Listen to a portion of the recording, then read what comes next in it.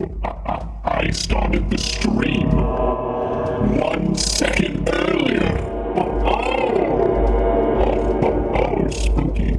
You didn't expect that, did you? You didn't expect plaid now, did you? Okay, I can turn them back. You didn't expect plaid now, did you? I don't even know if you could understand a word I just said. Deluxe Relic, welcome to the stream. Welcome everyone to the stream. I am wearing plaid today. The spookiest. The absolute spookiest material I have.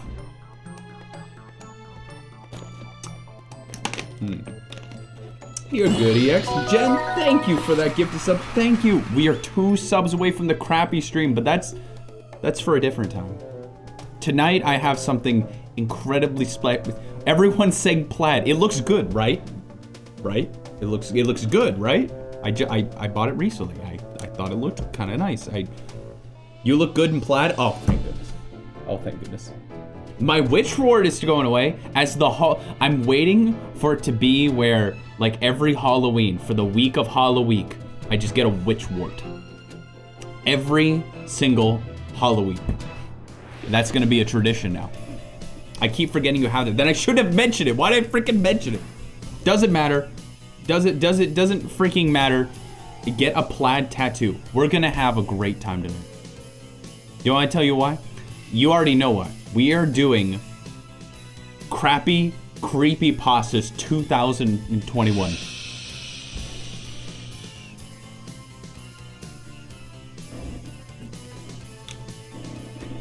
I'm not gay, but you look handsome. Well, thank you. Even if you were gay, that would still be a very good compliment. I was wondering. I was like, you know, is this color a good color? But it seems like majority of you say yes. And I base my entire wardrobe off of what you guys like. Because you're the only people who see me. I never leave the house. The only thing I did today to leave the house, like I planted some stuff with Pikmin. And it was a wonderful, wonderful experience. It doesn't matter. You look amazing in a maid outfit. My heart. Be still, my heart. Be still. I'm gonna have to get like a costume chest. I'm gonna have to get like a costume chest for my office. Anyway, we got crappy creepypasta. There's a net. We have crappy creepypastas tonight. Crappy, creepy pastas. Is the music on? Tonight, prepare for spooks. Prepare for funnies. Prepare for Super Mario, the haunted save. I need to have like an image. I need to have like an image on the screen that like goes with each of these stories, but it's fine. Shall we begin? Super Mario, the haunted save. Written by, I have no idea. Most of these don't have credits because I don't think they want to be remembered. I don't think they want to be credited. We begin.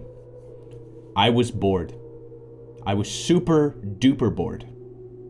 It was January 4th, and my New Year's resolution was to finish all my video games by today. No, I did not make this story, and I'm reading it word for word. We will get to Hatsune Deathtsune, or Deathtsune Miku. Now that I have done that, I had no new things to play. All of the sudden, I got an email on my phone. I opened it. The email had no words in the from bar at the top. The subject was, "Get old bootleg SNES cartridge. Today, only in today's e-auction." Intrigued at the sound of new video games, I went to the e-auction.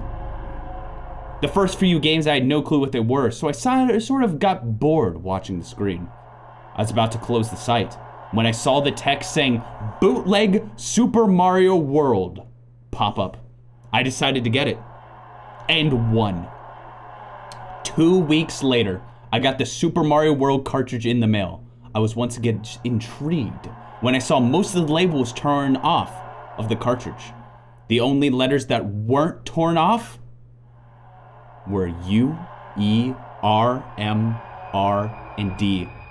I immediately put all the words together and tried to think of something. After a while, I only came up with one word. Murder. Obviously, I still put in the cartridge. Something I still regret to this day. Not that I can feel depressed anymore. After all, doesn't the word on the cartridge say it all?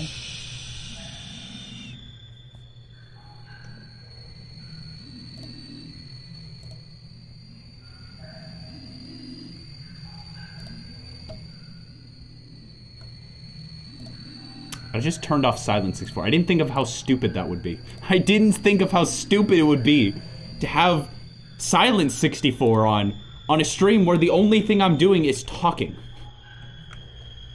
I didn't think about that. But that's okay. And also, someone said to put the thing on the screen. I can do that. I can do that. 39 pages of creepypasta. That way you can read along. I'll let you read along. Obviously, I still put in the cartridge. Something I still regret to this day. I'm sorry it's not dark mode. Can I make this dark mode? Okay, can I make this dark mode real quick? On. Yeah, there we go. Yeah, that's creepy. That's creepy. I can't get it. Obviously, I still put in the cartridge. Something to remember this day. I was going to stop here, but I suppose I can tell you how my fate came to be.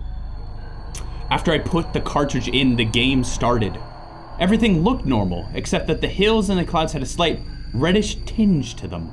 I opened the file selection and there was a save file on the game already. The name of the file was Save File 1. I bet you weren't expecting that. Anyways, I loaded the file and went to the level with the first Yoshi in it. I was walking and as you may expect, I have played Super Mario World some form or another. And I know that this wasn't there. There was a small red hill with a very dark red pipe on the top. The first thing someone would think would be, something in a video game can't hurt me, it's just a video game. Those people can keep believing that. Oh, is that the end of the music? Oh, it's gonna sound a lot less creepy though. Now it's gonna sound a lot, it was sounding kind of creepy, but okay, that's fine. At that time, I believed that too, so I went down the pipe. I thought it would be some bootleg glitch secret, but something was wrong when I was falling for around 30 seconds. When I hit the ground, Bowser was there watching me. I was seriously freaked. So I lunged for the power button. All of a sudden, text popped up on the screen, sighing. You wouldn't want to do that, would you? And the power button was deactivated. I really need to like turn off. I'll do the cheese dip rant after this. I'll do the cheese dip creepypasta after this. Mario and Bowser were on the screen glaring straight at me. More text popped up saying, "You want a surprise? Surprise? Is that spelled right? Is that spelled right? Surprise? Here!" And Bowser pulled out a portal gun. He blasted the floor under me, and then he blasted the lava. You could probably figure out what happened next. To this day, I am a Boo, guarding Bowser's castle. My home is in the 9th room. If any explorer finds my diary, share my story with the world. Bowser Castle Boo, number 453. That's the end of the story. That was Super Mario, the Haunted City. That was actually pretty cool. What?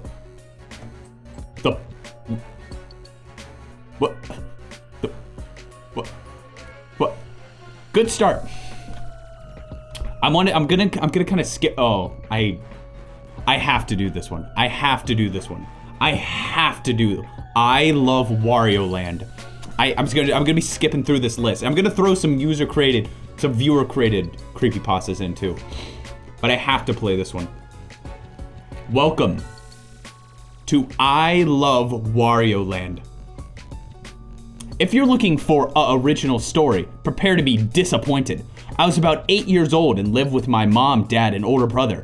My older brother was about 15 years old and he was a video game nerd. Ugh. One day we were watching a cartoon show. During the commercials, is that a spelled commercial? I don't know, it keeps saying it's not spelled right, but if I'm being honest, it looks kind of like it's spelled right. It showed an ad for Wario Land 3. The commercial had Wario breaking the fourth wall and hypnotizing the viewers into buying this game. My brother got excited after seeing this commercial, not even aware that a new Mario game was out at the time. After a lot of begging, we went to Target, the scariest convenience store. My mom got my brother the game, and I ended up getting Final Fantasy Legend, which is my favorite RPG on the Game Boy. As soon as we went home, my brother immediately,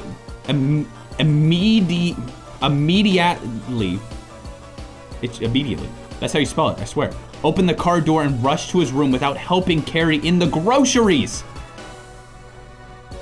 I guess I couldn't blame him. Back then I was exciting to get a new game. Oh, back then it was exciting to get. These are spelled right. I'm very proud of whoever wrote these. And I do want to let you all know, these were not made as a joke. These were all made seriously. During the time I had played Final Fantasy Legend, I noticed my brother began to pick up obnoxious habits. Is this Christmas? Is this Christmas music? Sure, I'll roll with it.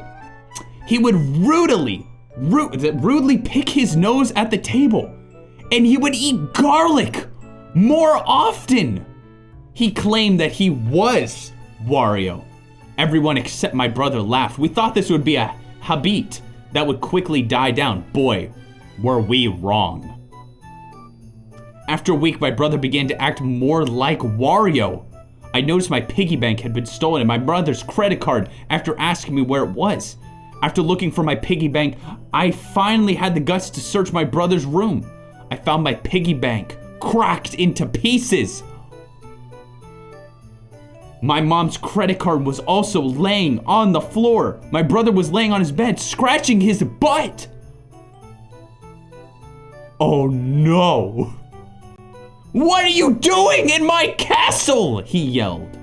My brother's yelling caused my mom to enter the room. She was furious when she found out that her credit card had been stolen by my brother. She demanded to know why he took it. This was his response. I'm the bad guy. I am greedy. I am Wario.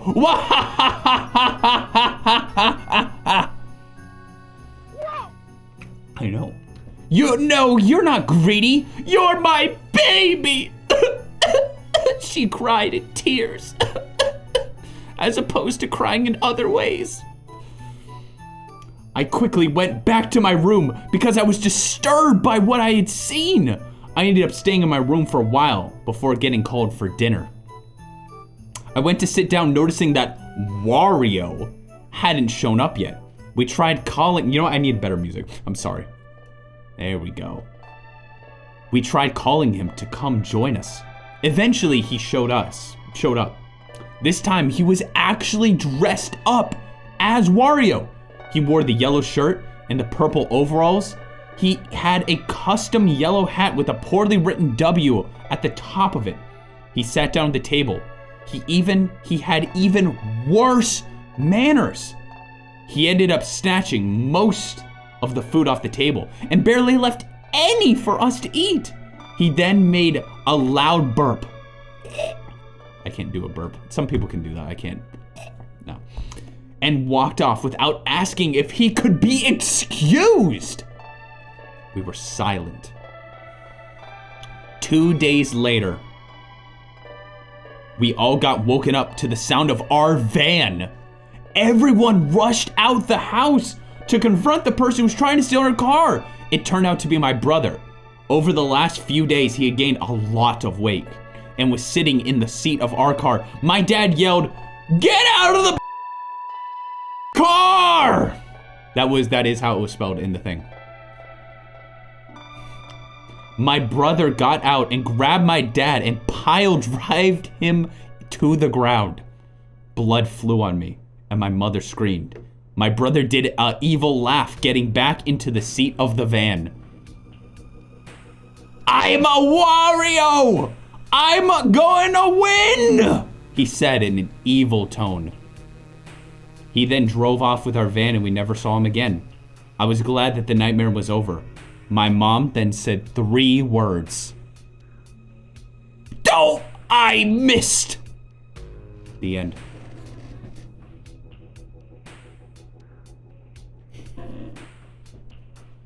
You know what that means? It means that she's now infected. She's now infected with the Wario. And soon she'll be scratching her butt and stealing cars. And that's the end of that story. That's the end of that story. Oh, I love, oh my God. Oh my God. Now some of these could be a little scary, guys. I want you to be aware, okay? I want you to be aware. Finley, thank you for the 100 bits. I'm going to have nightmares tonight because of that. Why did someone ring our front door? Hold up, someone just rang our front door. I'm being serious. Who is that? There's a lady at our front door. I don't know who she is. I legitimately don't know who this is. She's just standing there. I'm not joking. I'm not gonna answer the door. I'm streaming.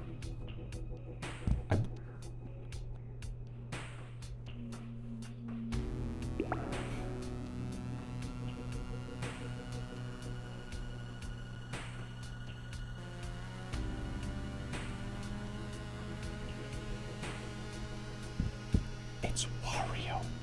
It's the mom from the story. What do I do? What do I do? No, Nooks is asleep. I'm not answering the door. In this day and age? Answering the door? To people? Do I answer the door? I open the door and scream, "Go away, Wario," then slam it. Ask her to join the stream. I legitimately, I can't answer the door. I'm in the middle of working. Well, what do I do? Okay, we're doing a poll. We'll do a poll. We'll do a poll. Answer the door. My life is in your hands. My life is in your hands. I just want you to know that. My life is in your hands. Do I do it? Creepypasta IRL, choose your own adventure.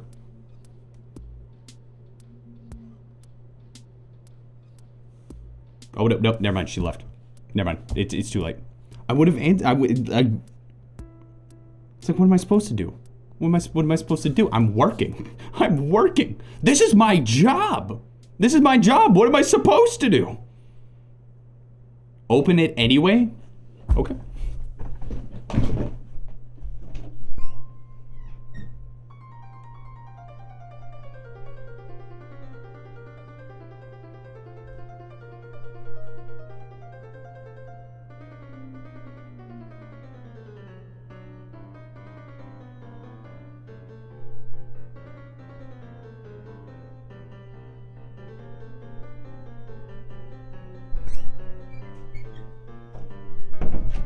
She had a hatchet and tried to kill me, but I managed to do a suplex pile drive that I learned from the Wario thing, and she's gone. Beta never comes back. I'm literally never gonna come. Who would want to talk to me? I don't know anyone here.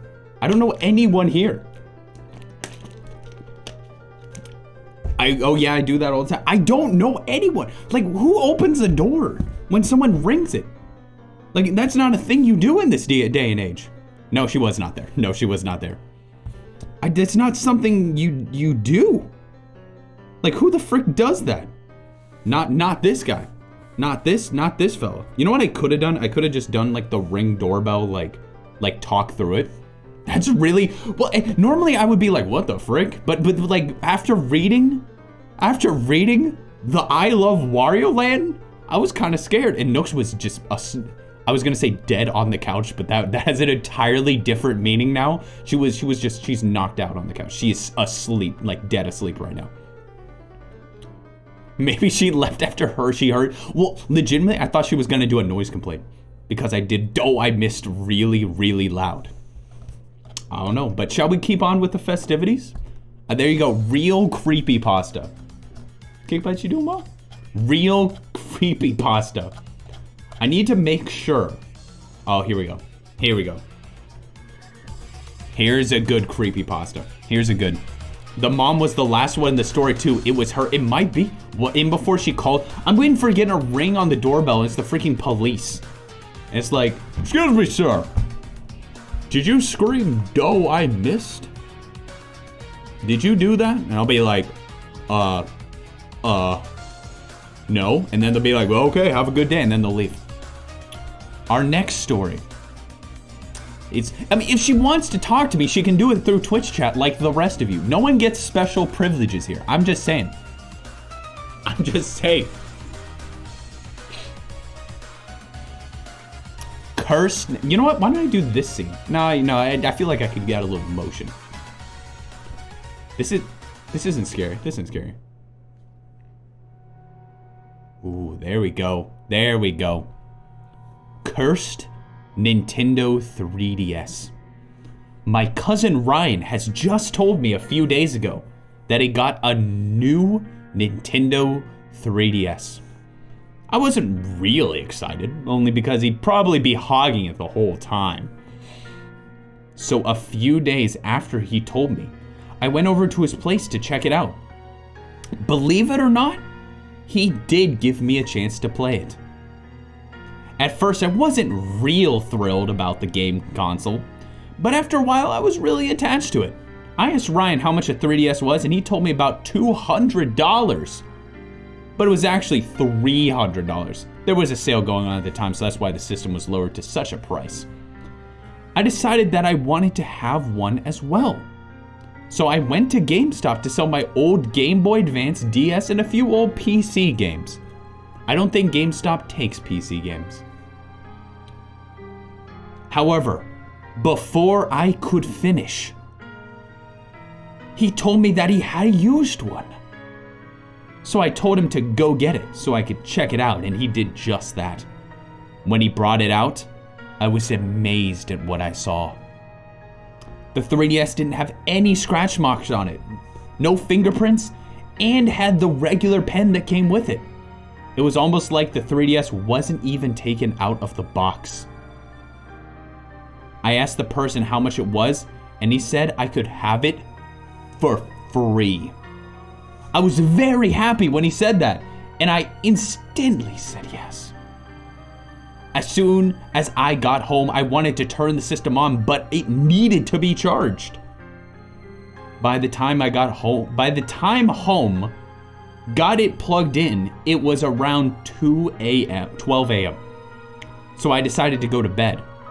That way, when I wake up, I could check out my new 3DS. A few hours go by. I wake up to only smell burning plastic at 2 a.m. in the morning. I looked around and found my 3DS charger smoking really bad. So I unplugged it from the wall as fast as I could and threw it into my glass of water. I was exhausted, went back to bed, and went back to bed after that. But then another hour goes by, and I hear the 3DS startup tune. It was loud! Game Guru Mike, thank you for the raid. Welcome to the stream. We're reading crappy creepypasta goodness. Welcome to the stream, stud monkey. Welcome to the stream. Let me give you the shout out, and then we'll continue reading our story. Luigi's Mansion 3, dude, perfect. I believe I have a, do I have a Luigi's Mansion creepypasta? I think I do. I'm pretty sure I do. Welcome, Guru Swad. Allow me to surmise what has happened so far. This kid got a 3DS from GameStop for free, plugged it into the wall, started smoking, threw it into a glass of water, and went back to bed. Now, the 3DS startup tune plays, and it was loud. It was like someone stuck the thing right next to my ear and had it the volume at maximum. Confused, I look around to see my 3DS on. The little green light was purple, which didn't make any sense at all. It was either red or green, but purple? I thought that the light was damaged and just ignored it. I tapped check out the apps and stuff one there to find only a few things. Nintendo pictures, sounds and settings, as well as a game cartridge titled Labyrinth. No, I didn't have caps on. The title was actually like that. Green, the power button can be red, blue, or orange. Oh. I think maybe they meant the straight pass light? I don't know. I thought, where's the Me Plaza? The AR games and Me Maker. I honestly had no idea what happened to the other apps that were on there, but they got erased somehow. Okay, you're gonna have to deal with it. Just out of curiosity, I wanted to check out the picture gallery. There were a few weird freaking pic photos on there, and of some random the whole time. The last pictures freezes the 3DS. Then I have to hard reset the system. As for the sound files, there are only 3 on there. First one being a test, second being a small tune of Vampire Killer from a Castlevania game. Apparently the dude that had this last liked the Castlevania franchise. The last one is a 0000 seconds long. And when I play it, the system freezes for a second or two and then shuts down on me.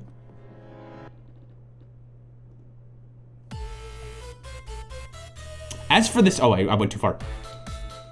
As for the settings, they don't work at all. You can mess around with them and change them to your liking, but no matter what, when you shut down the 3DS, it doesn't save the recently modified settings. I knew why that dude gave it to me for free now. It never worked properly. I was fed up with the crappy console and was going to shut it off, but I didn't. I checked out the gallery again to find only one picture. It was a picture of some creepy dude with cat eyes and sharp teeth. The picture was completely monochrome, using only 2 shades on the grayscale, dark gray and black. The eyes were gray, but the pupils were black. As for the mouth, the teeth were gray, and the rest of the mouth was pitch black. After seeing that, I got an uneasy feeling in my stomach, as if someone was watching me. But it was just a picture, so it couldn't have had any effects on me. It was just a dang picture. As for that sound file, it now worked. Upon checking the Nintendo Sounds program, I found all of the files gone except for one. It was about 3600, which was weird because the max time for a sound file was 1000. I played it, and there was a bunch of static noise at first, then dead silence. A few seconds later, I hear someone talking. It didn't sound like it was coming from the 3DS though. It actually sounded like it came from the other room. I hear a deafening scream afterwards. And then the sound file ends. I was shocked at what I had heard. Shutting the cursed thing off, I heard some footsteps behind me.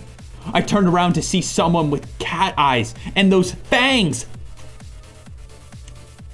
I could easily get over the evil smile, but the eyes is what scared me to death. He slowly waddled over, making this heavy breathing noise. Like this.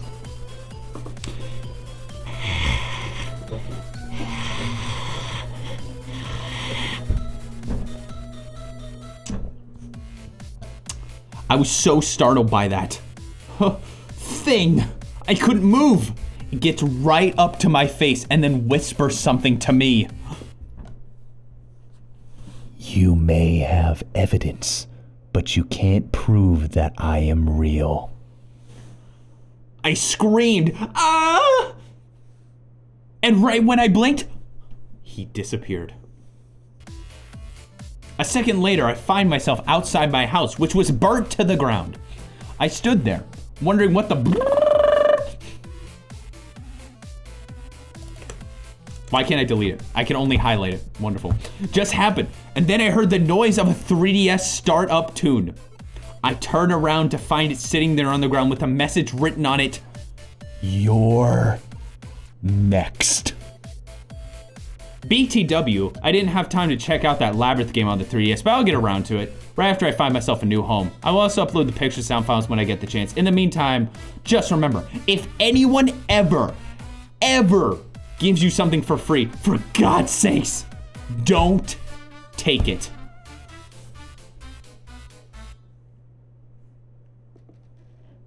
And there you go. And there you go. Pretty scary. Pretty spooky. I'm checking. Okay. This one's good. Welcome to the next story. Crashed memories. For Crash Bandicoot. Around 2013 came a time for a change. For me, I became so hooked on a number of MMORPGs being released that I never got time to relive old memories.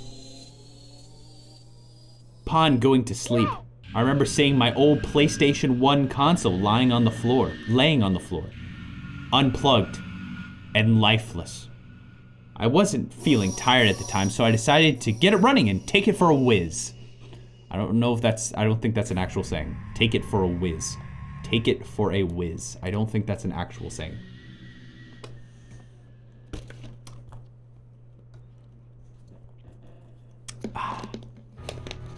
I got it running, and I decided to look through my dusty archive of PS1 games. I'm pretty sure it means to go, it's pee-pee.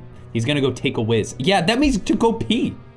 To take a whiz. I decided to get it running and take it for a whiz. I think it's supposed to be take it for a whirl. I think it's supposed to be take it for a whiz. One caught my eye instantly. Crash Bandicoot 2. I remember creating history in my life just by playing this game with me and my brother. I decided to relive these memories, and I stuck the disc in and turned the PS1 on. Click. I'll try to do some sound effects to make it a little more real. Click. It turned on. It turned on. And saw the usual Sony logo.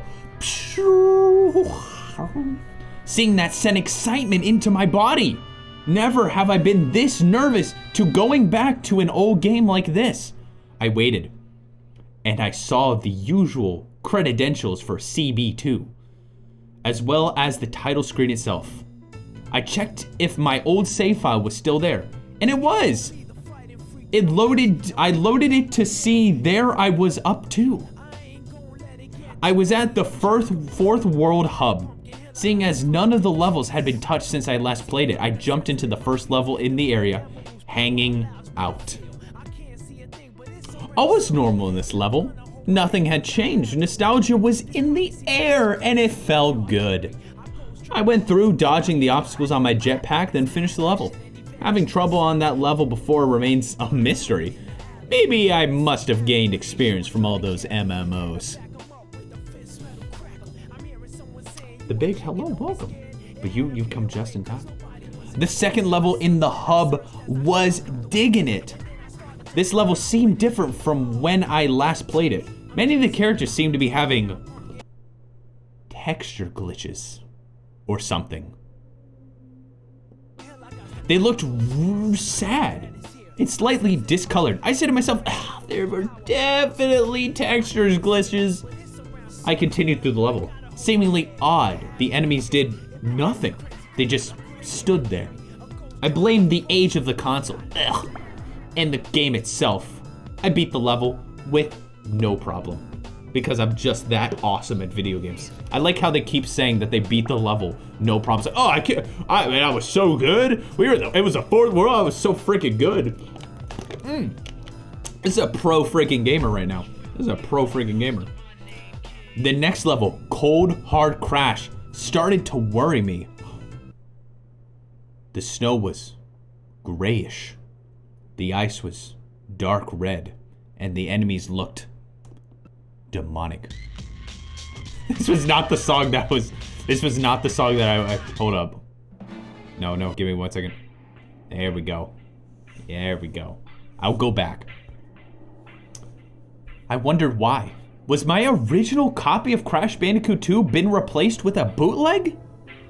I asked my brother, and he told me he never touched the game.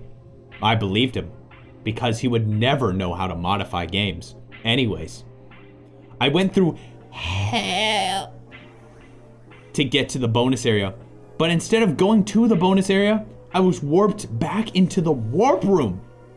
Crash had disappeared. Oh, was that Hunter x Hunter? We can't play Hunter x Hunter. We can't play Hunter x Hunter. And it was first person view.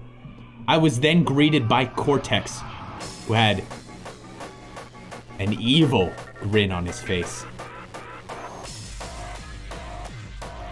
Surprised to see me, Corey? He shocked me. How the heck did Cortex know my name? Now, I was creeped out. What do you want? I replied. My brother was looking at me like I was an idiot. You have forgotten us, have you? Cortex replied back, never answering my question. No, I was just interested in... I was suddenly stopped by Cortex. Lies! Cortex was now yelling at me, inching closer, nearly filling my screen. Do you want to see what you have caused from not finishing this game? I had nothing to say, but yes. He moved back and suddenly a horrifying figure appeared. It was Coco, the Crash's sister, Coco, who isn't creepy at all. It's just Coco. Eyes crying and a dark ring around her neck. I was horrified. What could I have possibly done to make this happen? Now, do you see it now, Corey? His voice turned demonic. Do you see what Coco had to do because you failed to get her battery? I couldn't say anything. I couldn't move. He could see it, and he was enjoying it. You want to see more, do you? He didn't let me answer. And then Crash appeared. He was carrying Tiny Tiger's legs in his hands, and he was wearing Ripperoo's straitjacket. He was covered in blood. The blood of the victims he had mutilated throughout the time I wasn't playing the game. Crash then spoke. For the first time I ever heard him talk. You broke the game, Corey. You broke the game. He was twisted. He was twisted. I've never seen him this insane before. He lunged at the screen. Ah. And then a static. The TV and the PS1 turned themselves off. It was dark. I saw my brother lying there. There was no pulse. I opened my door and I saw them. The twisted, demonic figures of Crash and Cortex with knives in their hands. One hand. I jumped into bed and I went to sleep. In the morning, my brother wasn't there. My mom was in my room telling me he had gone into hospital because of the shock he had experienced. All I could say was, I broke the game, Mom. I broke the game.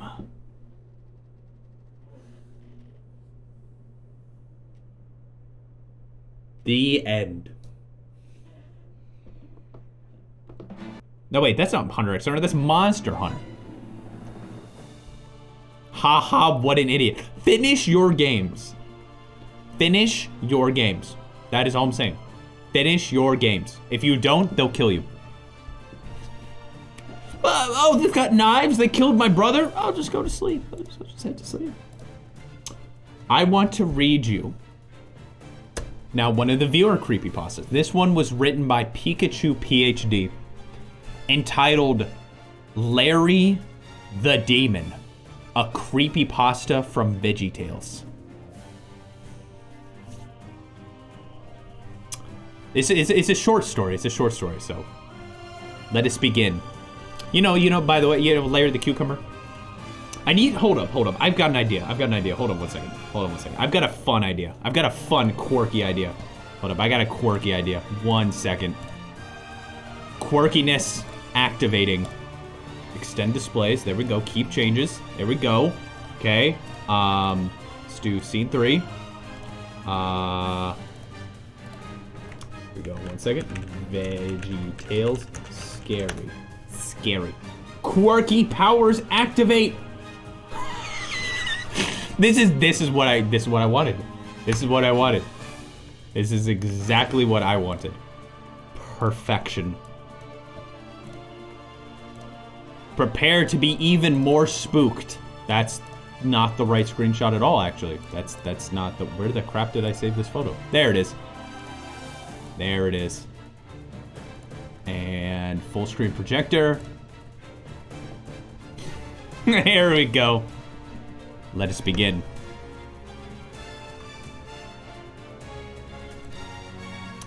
Larry the Demon.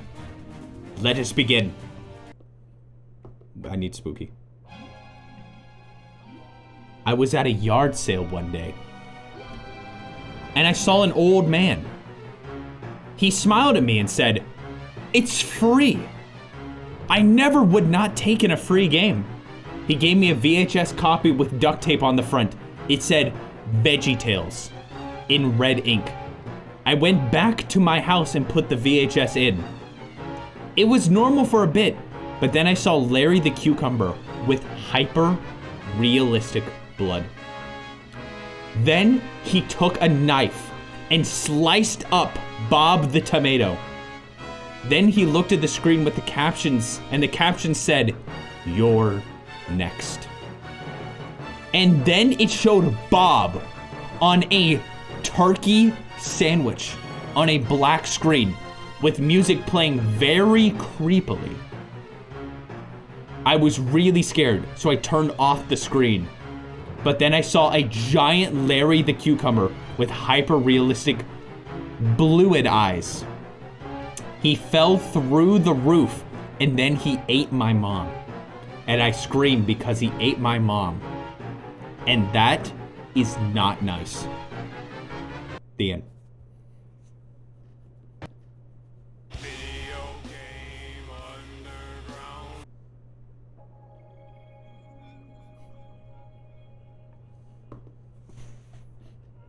Short and sweet.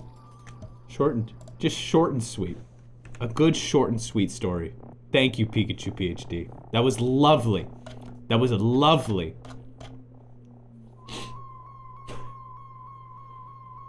Okay. We're doing this one's not for the faint of heart. This one's not for the faint of heart, okay? Just letting you know. It's called Gangnam Gore.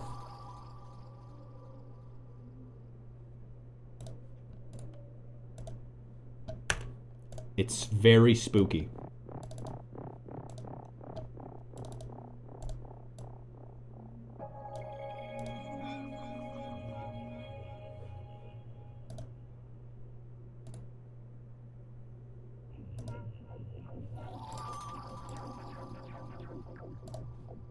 Let's begin. Okay, this is weird. So I'm not going to write this again. 1 week ago, I was watching the Gangnam style video and had the speakers full blast, and the video was working a breeze. That is until the bit when Psy was on the toilet and saying Gangnam style very loudly, and the guy's face was not as it should be. It was all red, like blood. It was all, it was all, red. Is that red? Is that red? Is that red? It doesn't look very red, does it? It was all red, like blood. And it was all dark. Thanos. As the video progressed, it got gorier and gorier until I saw the end, when I saw then guy with a crowd in the same red blood thing as the first, but lighter. I watched again and heard a voice say, "You are dead, Dan." The Gangnam guy kept on saying those words while he was dancing in the blood thing. And then I tried to close the video, but it wouldn't let me. "You're dead, Dan. You're dead, Dan. You're dead, Dan. You're dead, Dan." Freaking Dan. I had no choice but to watch as the Gangnam guy tore open the girl's body and carried on dancing, and I couldn't stop watching. I was horrified by the amount of violence in the video that had no violence in the original video. So why was this new video so violent? Was someone with a sick imagination tampering with a good oregano? There was no violence in the oregano video. No, it's not original, it's original. Or it was something else. I checked the description and it said unknown poster.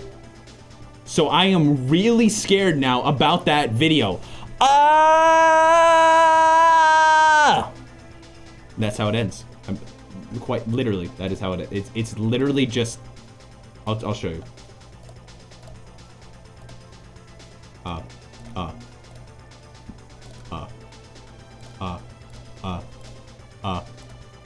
Yeah, there we go. It's literally just, ah! That's what it says. And this is the word. Wasn't that nice? Was that nice? I think that was fantastic. I think that one was fantastic. Oh, did you see Gex too? You said, okay, well, I guess we have to do that one. We have to do Gex now. Gex, scary. Oh frick, oh frick. Here we go, now we're talking. Oh, this is gonna be real scary. What the? No, I hate that. I'm not, fine, I'll use this image. I had two options for the image. Option number one is this one. This one's option number one. And, why is there like, oh. And option number two was this. Oh, well.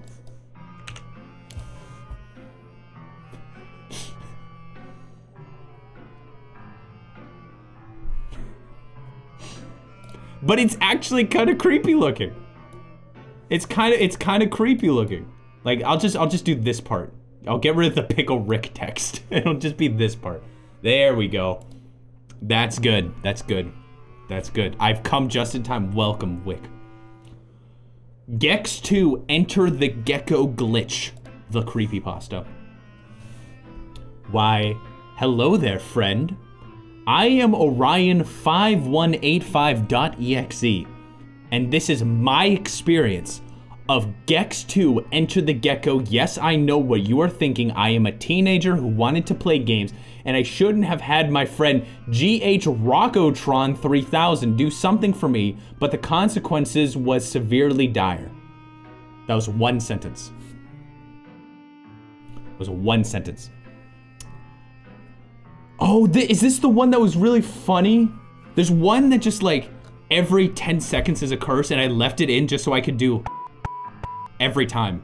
No, I don't think this is it. We'll read that one next. That one's so good. That one's so good.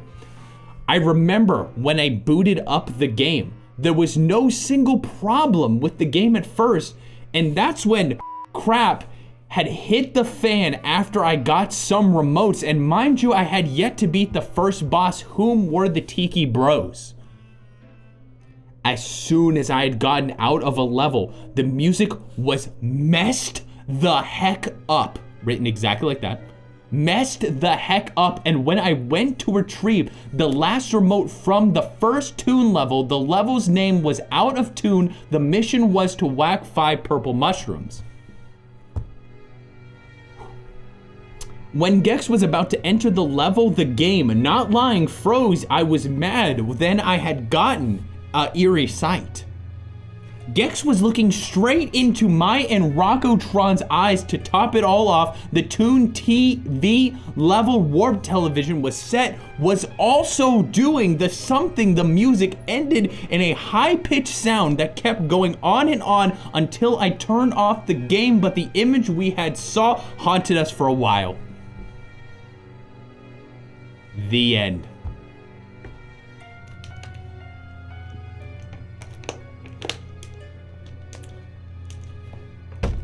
Pretty scary. Pretty scary. I read these exactly as they were written. Exactly as they were written. Oh gosh. Oh gosh, I forgot about, oh my god. Oh, there's so many, okay. I want to find the one where it just curses every 10 seconds. Every 10 seconds, okay.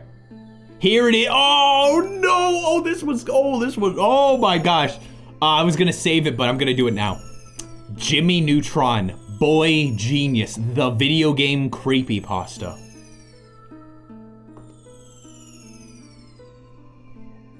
Gotta find Jimmy Neutron scary.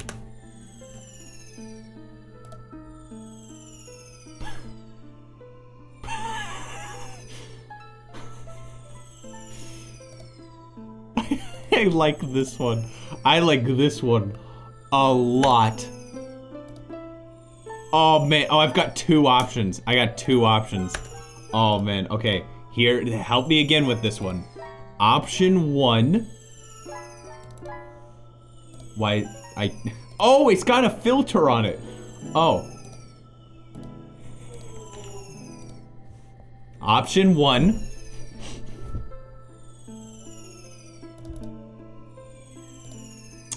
Option 2.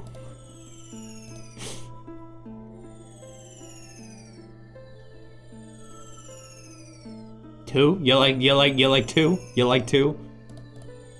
Give it a little bit more creepiness. Hold up. Wait, hold up. Gotta get that good hue shift. Yeah, that's good. There's a person behind him. I didn't realize that. Use Carl Dumpy instead. No.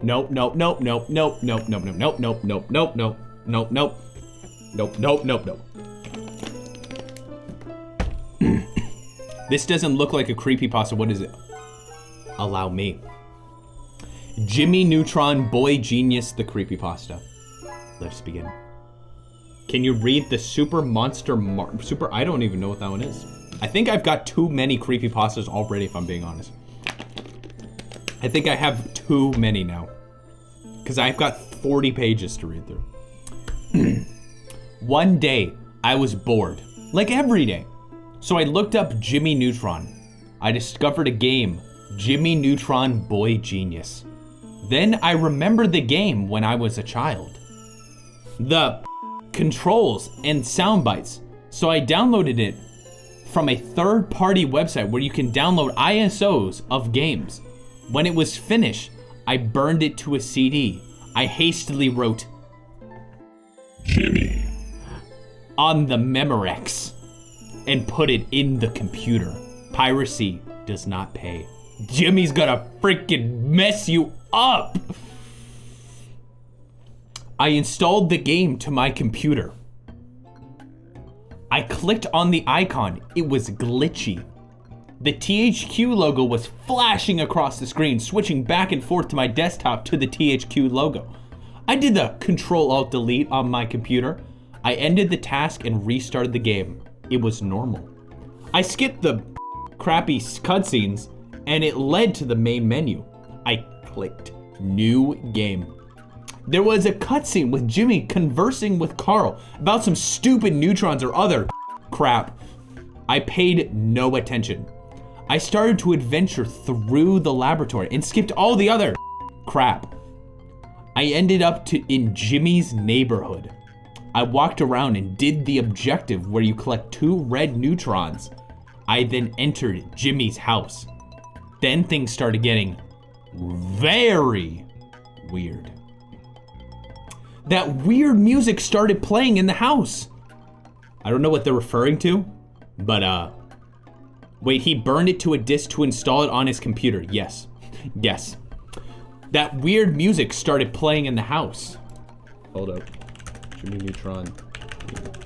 Do they have this? Let me just see if this is on YouTube. Yes, it is.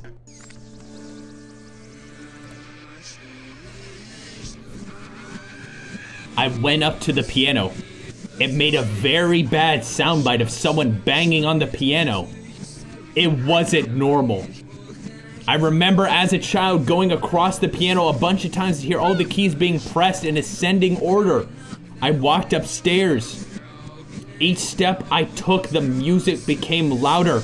I heard screaming, and then a loud gunshot soundbite. It's April 21st, 2019. I don't want to watch this. Why? I don't want to watch the documentary on Hungrybox. I'm in the middle. I'm in the middle of something. Blood squirted across the hallway. I went into Jimmy's bedroom to find Jimmy's mom corpse on the bed. Her guts were all over the bed. It was very realistic looking. Very realistic. Jimmy's dad was no. Sorry, I just love not Jimmy's mom. No, not Jimmy's mom. Jimmy's dad was nowhere to be found. Then the music became extremely loud and blew my speakers. I walked out of the house. It was pitch black. My speakers came back on. It was playing the house music. I turned up the brightness on my monitor. I saw a mangled Sheen body with tire tracks through him. Then I remembered that there were no cars in this game. Then the game turned normal. The objective was race Nick to school, so I went to the schoolyard. There was nothing but a very long stretch of road that looks like it led to nowhere.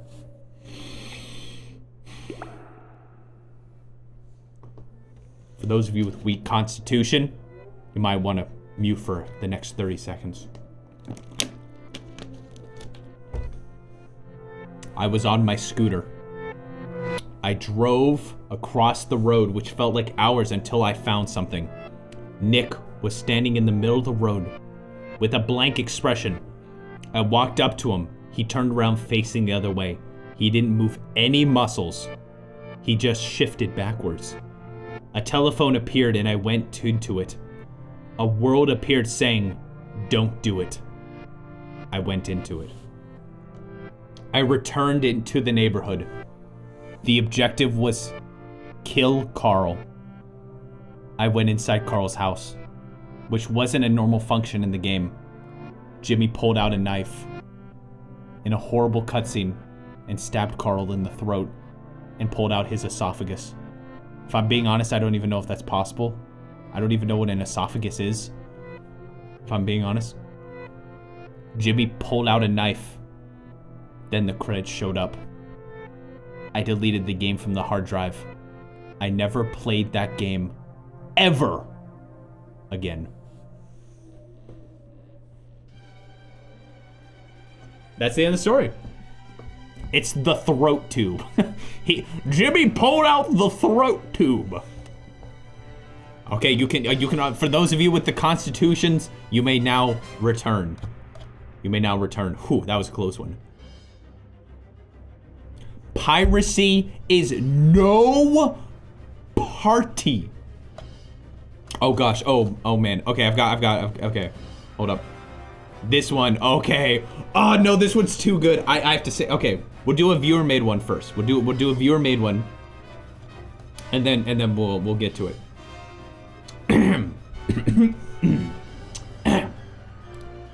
This one is by Curb Rider. GameCube is scary. One day, I was just watching Scott the Woz until my friend Paul told me about this guy named Beta64.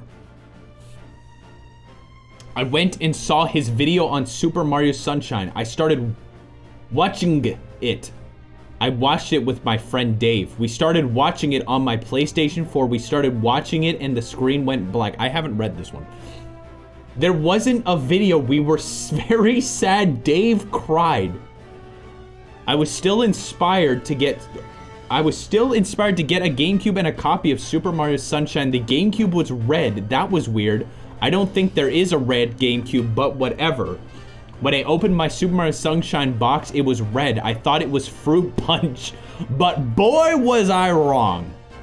I put it in my GameCube and it was scary.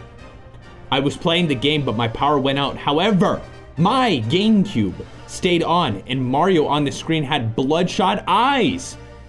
It was so scary. Then my GameCube turned into a Wii and got up and started going after me. Oh no. Then it started to chase me. Soon, Mario came out of my TV and started chasing me. Then Yoshi came and started throwing apples at me. Lesson learned, do not buy Super Mario Sunshine with a red GameCube.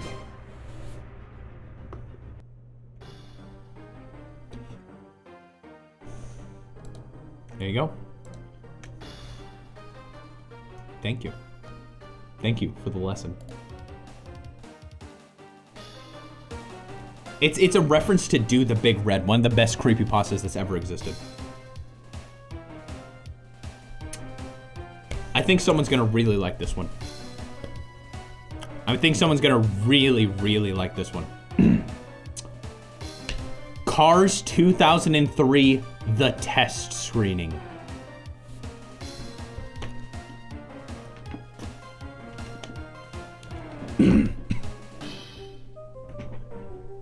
Shall we begin? Oh wait, no, I have to get a picture.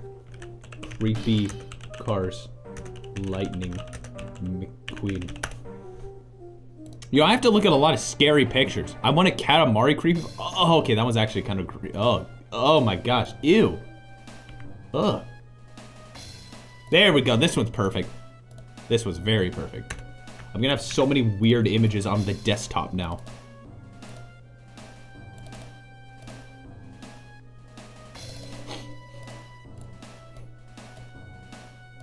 Yeah, this is good. This is real good.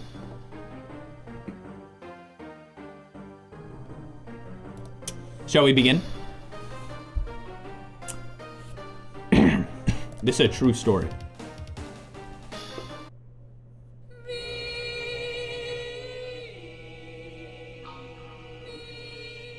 Interesting song. Let's do it. I had a job at Pixar, and one of my favorite movies I was involved in making was Cars. It had great characters, great animation, and a great storyline. One Saturday, I was watching Disney Channel until the doorbell rang. I opened the door, and what I saw was a package that simply said, Cars 2003.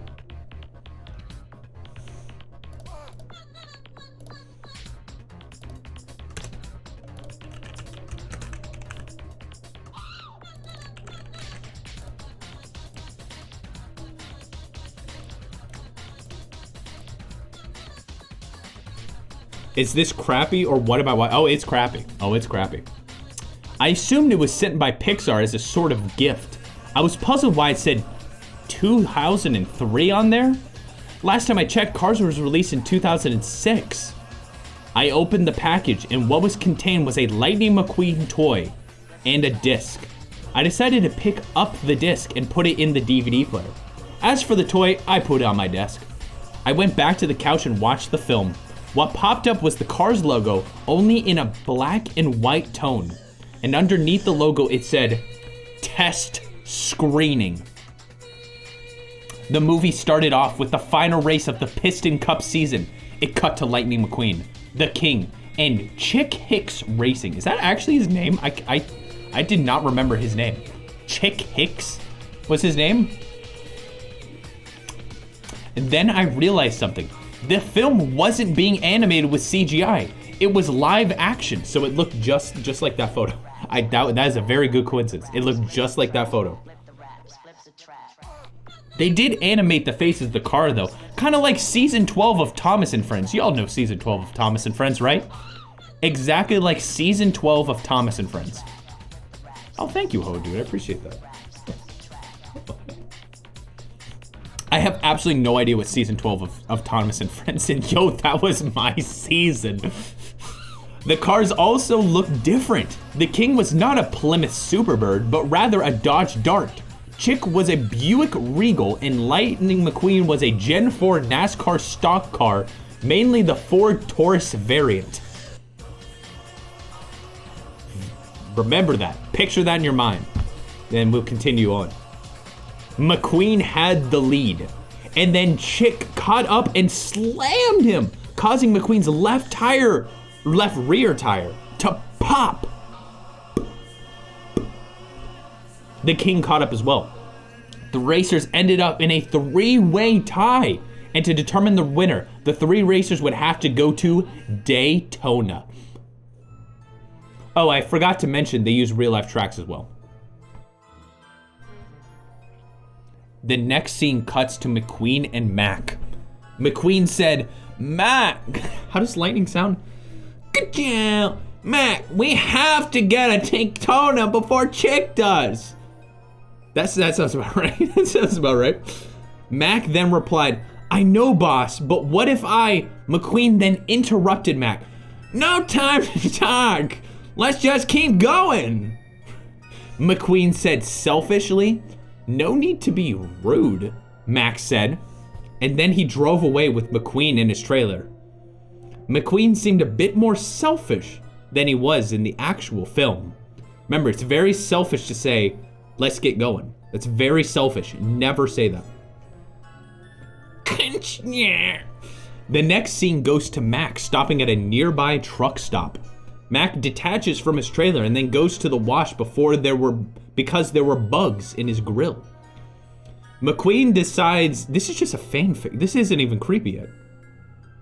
McQueen then decides to get out of the trailer to go get some gas, but before he knows it, Mac is back from his grill wash.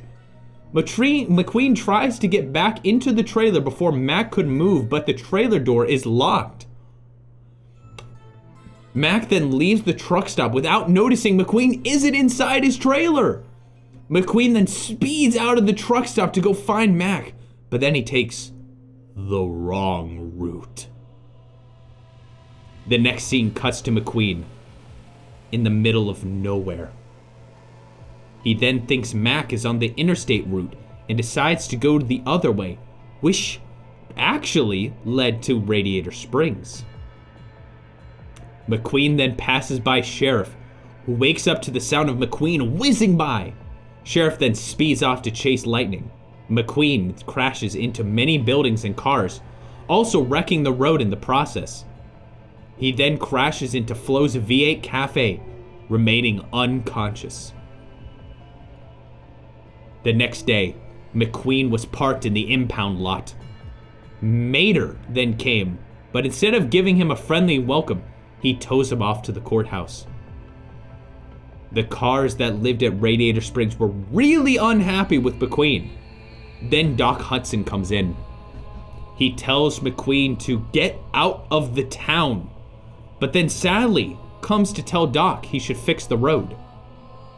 Doc then tells Sally to go away in a rude way. This is literally just the movie. Wait for it. It'll happen. Maybe.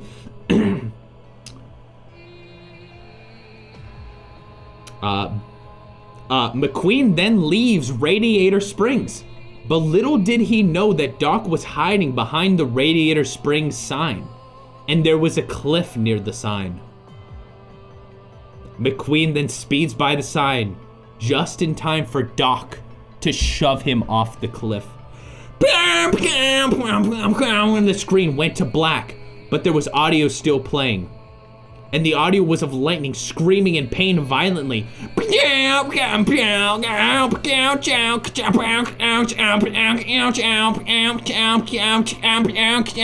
50 seconds go by. The screaming had stopped.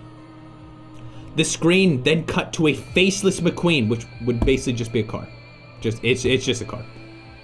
The screen then cuts to a faceless McQueen saying these words in a deep, devilish voice. Fantasy is an illusion. Reality catches up with us all. Fantasy is an illusion. Reality catches up with us all. These words would have spooked children enough. I was confused why a studio as friendly as Pixar would make this. Thankfully, this was not the actual Cars movie. The next day, I heard the doorbell ring again. I opened it hoping it was not another test screening disc. Instead, it was Lightning McQueen at the door. Not the one from the test screening disc. The one we all know and love. He had come to bring the disc back, saying it was sent here by accident. But then I thought to myself, if cartoons aren't real, how can McQueen be? But then I realized I was hallucinating, and that McQueen was actually John Lasseter. He allowed me to keep the McQueen toy, but I still had to hand the disc back, so that's what I did. So here's a tip of advice for you. If you see a suspicious package on at your front door that contains a disc, do not open it. The end. No, it wasn't John Cena. It was John Pixar. And that's the story of Cars 2003 test screening.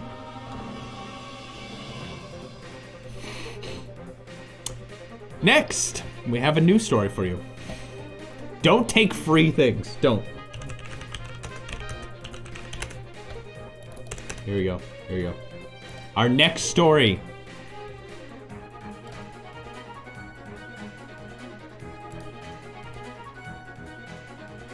Okay, yeah, this is pretty good. It's pretty good. What the? Hold up, hold up, hold up, hold up, hold up. Almost got it. Almost got it. There we go, perfect image. This one is entitled Alternate Pokemon Go.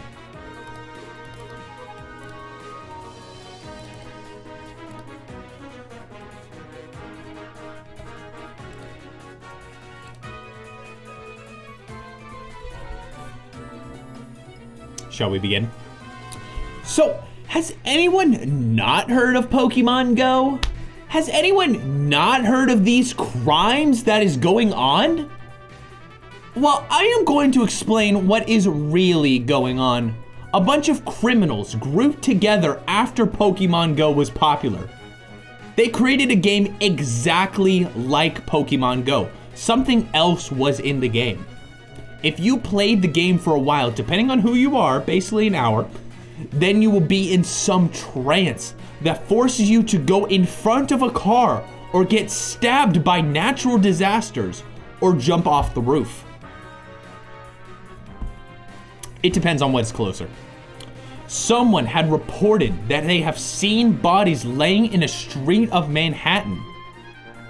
Theories like this has been false, but this Pokemon Go was reported and been deleted. These criminals have been searching every area of the world and kill people and take them to their underground lair where they dismember them and eat their heads like cannibals. These guys have been known as killers. Identities are unknown. Pokemon Fire Red is better than Pokemon Go. The end.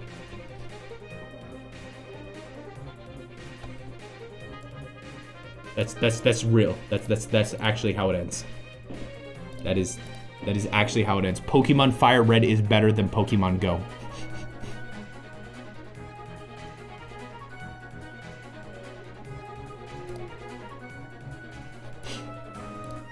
I liked Cars 2003 more. Well then, how about a little interesting thing? Someone salty. Yeah. How about this? This one might be the creepiest one we got, despite the, well, second to Deathtsune Miku. Bug Snacks, the pirated copy.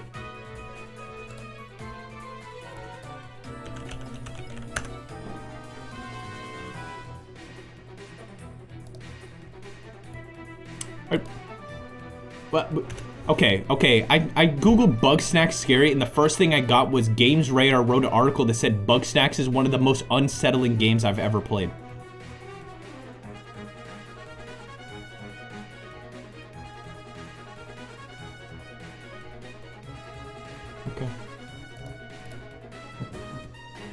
Okay.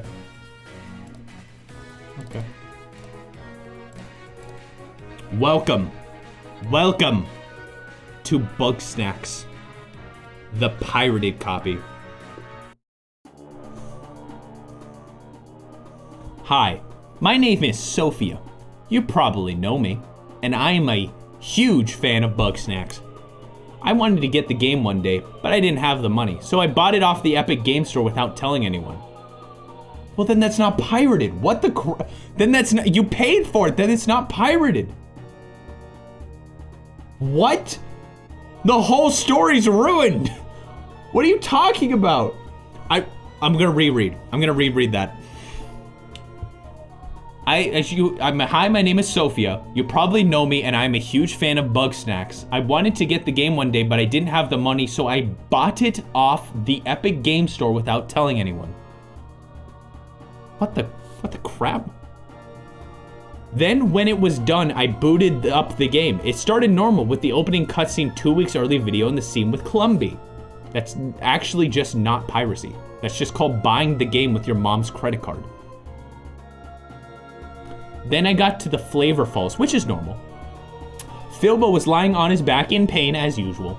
I talked to him and it was the same as normal.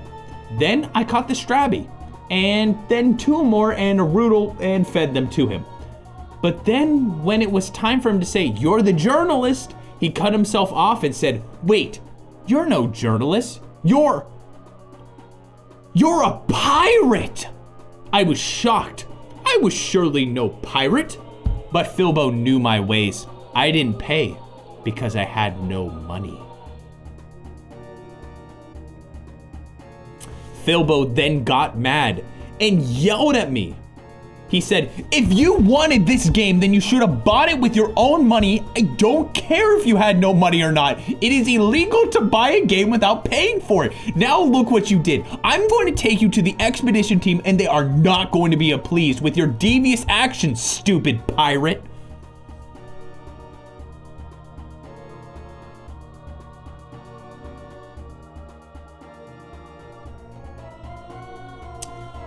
Then I was taken to a black screen. It's literally not piracy. It's you. And what do you mean? I know you have no money, but you should have bought it anyway. What does that mean? What does that mean? You could have said, "Oh, if you had no money, you should have earned some money." And like, I don't know, friggin' sell bottle caps. I don't know, what do kids do to make money? Sell lemonade? But no, it's like, "Oh no, we don't have the money. Buy it anyway." The Big, have a good night. You know, kids sell bottle caps these days, right?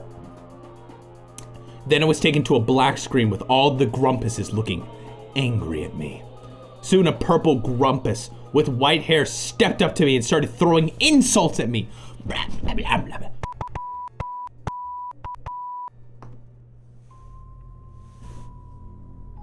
I felt shocked. Philbo then appeared, but he looked scary. He had black, soulless eyes with red pupils, and his eyes were bleeding. He had an underbite with 3 sharp teeth. He was wearing a string necklace with an upside-down cross, and the mayor on his sash was crossed out and replaced with "Your King." Ooh. Then it showed a horrific scene in the beta fashion. I don't know what that means, but it's in the beta fashion. A few grumpuses were standing around the campfire with black, bleeding eyes and arms spread out. A pentagram could be seen under the fire. Philbo was there with the same features as before. There was an apparent quest that was, "Your crownless king, obey Philbo.exe." I was shocked and felt cold. The music was The Knoll Desert by Chinelian. Okay. I need to play the song. I've never heard this song before. Apparently, this is a creepypasta song. So let's listen to it together. This is what they were hearing.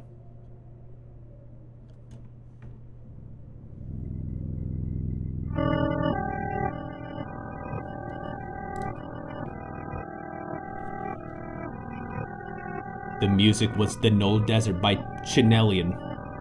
It stayed on screen for 4 to 5 minutes before it finally crashed and shut off. It's not DMCA. It's a creepypasta. It's just a creepypasta. Is it backwards? I don't even know. I don't even know what this is. But apparently it's the scare. According to the top comment, it says, "This song gave me nightmares." And imagine you're home alone at 1 a.m. All the lights are off, and then suddenly the song starts playing.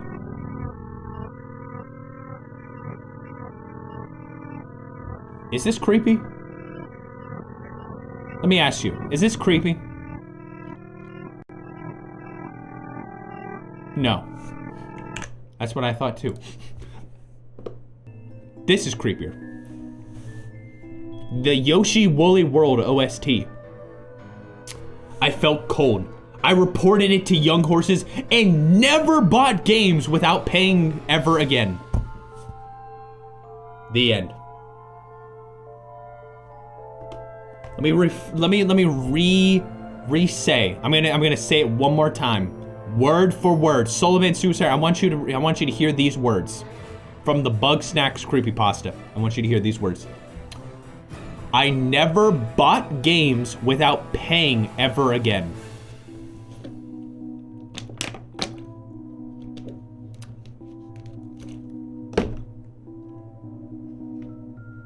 Young Horses also made Octodad. That's true. That's true. So, man, I hope you're doing well. How do you buy a game without paying? I don't know. I think that's just called buying it. What did she give him, like Monopoly? Maybe Sophia thinks that if you buy something with a credit card, you're not actually buying it. Maybe that's what it is. Maybe there's something having to do with that. Okay. Okay. Next up. Oh man. I'm gonna save Fire Phoenix's creepypasta for last because it's the raw meat creepypasta. It's the official raw meat creepypasta. Official. But I now will read the Beta64 Wii Sports creepypasta, written by Anthony B. Russo.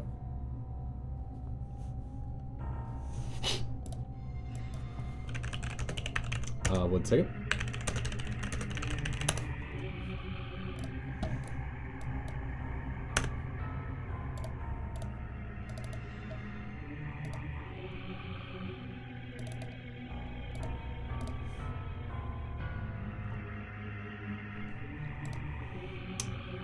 By Anthony B. Russo. You are just an average person looking for cheap Wii games at your local flea market. While browsing, you suddenly come across a non-official disc that says Wii or Sports Wii and Knuckles on it, and you are naturally intrigued. You have 5 cents for the disc and proceed to leave with nothing else in tow. Once you get home at a late time, since you were out all day, you sit down and put the game in your Wii. Much to your surprise, it is just Wii Sports, but it has a dark secret luring in it. This is just an ad at this point. It's just an ad for my VODs. Exclamation point archive. Once the game boots to its title screen, you are suddenly confused to see a model of a man who loves cheese nips and hear whale noises. And then you become even more confused to see Bonzi Buddy on top of Bliss forcing you to do your taxes, but you shrug these things off to go play some boxing while casually ignoring the giant "do not press this" button. You start to realize something is wrong with this copy. When you get into boxing, it's just a black void background with the ambient noise of flickering lights. But it doesn't really scare you until you see this ghost-like figure walking across the background with the floating Wii heads. Once you see that, you quit out of boxing to see if that figure pops up anywhere else. So you then decide to go into bowling with its grungy alleyway and Carl Wheezer backboards for the lanes. But the introduction music is gone and replaced with a message that is scrambled. Once you get in to start bowling, you start to hear a ghostly voice in the background. That's the same ghostly figure appears again, and he starts walking towards your screen. The said figure gets more opaque, and you suddenly realize it's none other than Carl Wheezer. You start freaking out more and more. What the heck is this? Is this Five Nights at Freddy's? No. That's not Five Nights at Freddy's. That's freaking Friday Night Funkin'. The same game. You start freaking out more and more as Carl gets closer, but you don't move thanks to the fear. My voice is... I don't know why my voice sounds like this. I'm not doing anything different to my voice. I'm literally not doing anything different. I'm just gonna keep talking and see what happens. But you don't move thanks to the fear. But when you do try to bolt, Carl comes through your TV and says, "I'm gonna kill you," and there's nothing you can do about it. Then suddenly he drags you to your TV and turns you into a bowl ball that he uses for one last game before your Wii fails, corrupting all of the data on the disc, and you are never heard from again and to be remembered by no one. I'm going to... Hold up. Okay. I think we're back.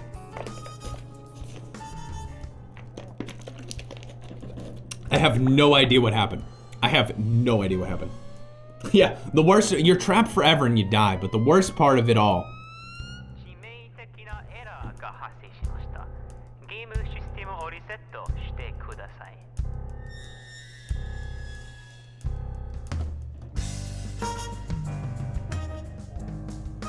Next up, we have DeadMinecraft.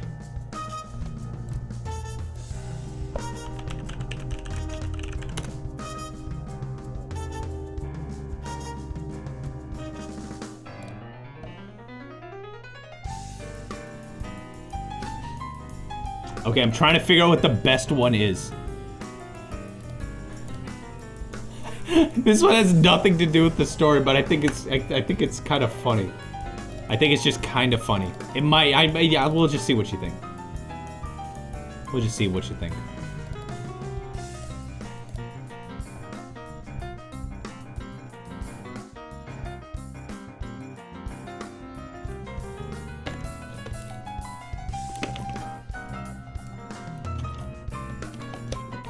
Let's do it.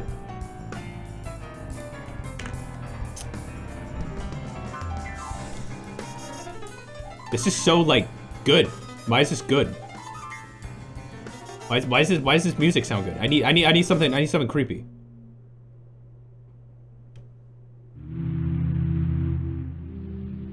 There we go. DeadMinecraft. I never played Minecraft a lot until one day my parents gave it to me for my birthday for no reason. I never told them I liked Minecraft. So I loaded up my game on the PC and checked it out. The strange thing was multiplayer had disappeared. And instead of saying single player, it said play alone. So I clicked play alone and configured the world settings. Once it had loaded, everything seemed pretty normal. That was until I hurt any animal. They started whimpering, and blood started gushing out. I didn't expect this, but I carried on playing. No big deal. When I looked up, there was no sun, but it was still shining. This is all normal, by the way. It's all normal. After a while, it got down to nighttime, and I swear my screen got way foggier, even though I was on render distance far. Not much longer, in the chat box, I saw a message saying, "Wake up." It kept saying, "Wake up," until it got in capital letters, "Wake up." Then I heard laughter. Just a tiny essence of laughter. This freaked me out, but I still wanted to play the game. About a minute later, a text box appeared again saying, "I warned you." Wall by wall, my house was getting torn apart. All the mobs, even the not hostile ones, just died randomly. Then block by block, the world was getting destroyed. Then the sky turned red, and the mobs appeared back, but with eyes pixelated red, staring at me, coming closer slowly. Then they started laughing.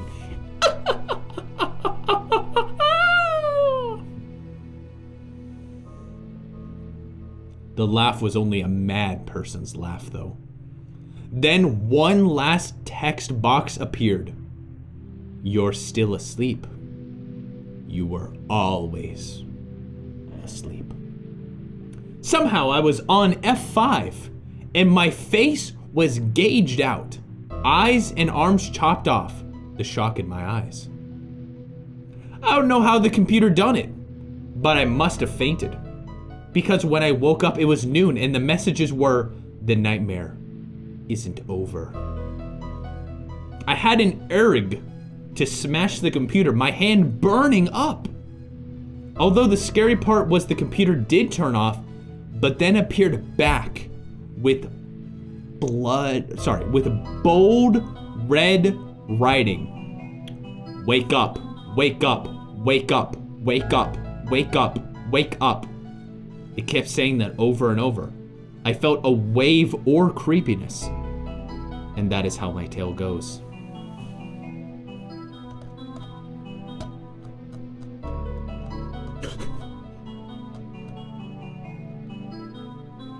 I forgot about this one. This one has an image associated with it. So to make this next story even better, I'm not gonna show any image while I say it, and then it's going to end with this image. This story is called Bootleg Wii. Did you say we're gonna do AI Dungeon? Yes. I have so many stories. I just need to keep going. I just need to keep going. Remember the Wii? Actually, you know what? We have to skip the next song. There we go. Remember the Wii? Everyone played Mario Kart and Wii Sports hours on end. Everyone had fun. Well, not me. Not me at all.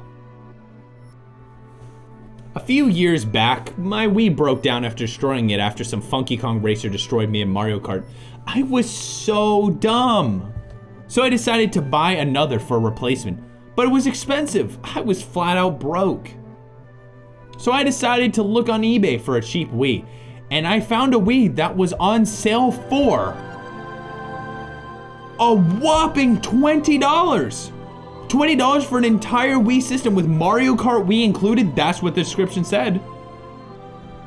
Well, I got more than I bargained for. This is so happy. No. No!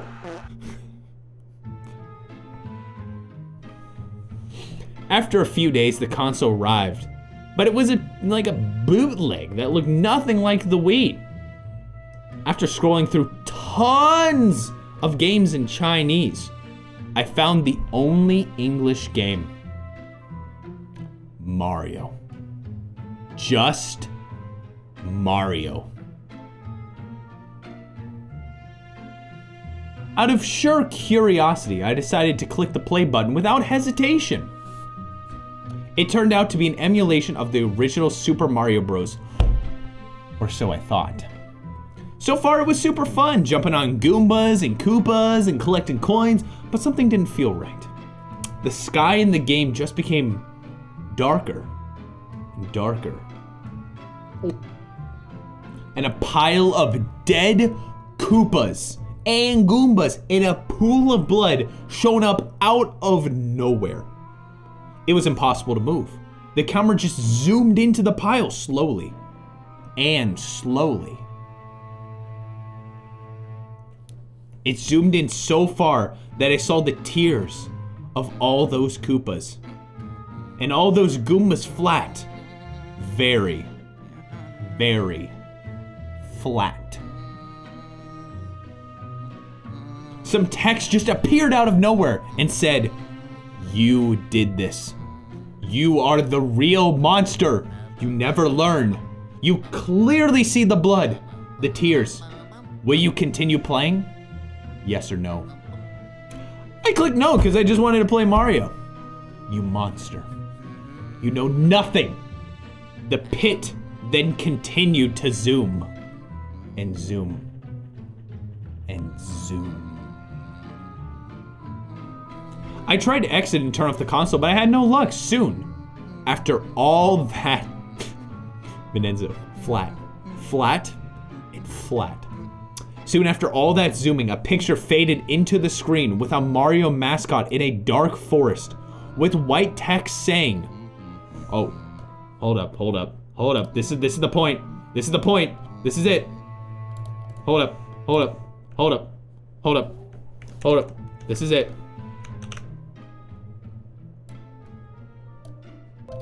This is it." Suddenly, a picture showed up on screen of Mario in a dark forest with text on the screen that said, "The end is near."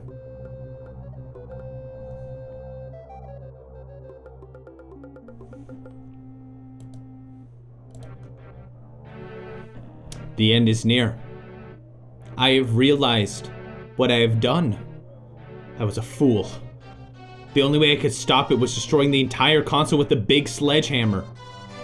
It ruined Mario for me. The end. What is it with, like, half the creepypastas on Mario? More than half. It's just like, every creepypasta is just, "Mario, you know you killed people, right? Now you're gonna be killed."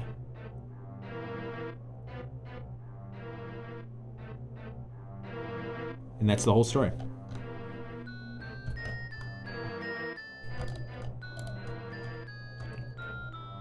Okay. This one's for all the Sonic fans. This one's for all the Sonic fans. This one's probably the most,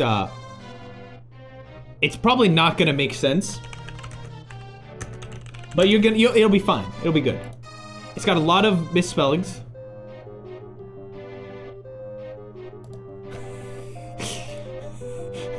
Sure, I'm gonna go with this one. I'm gonna go with this one. It's not, I'm gonna go with this one. I'm gonna go with this one as the image.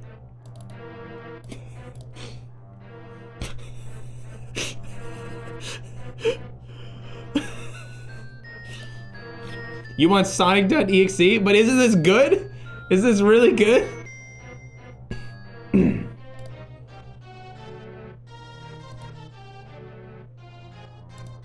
Right, let's do this. Let's do this.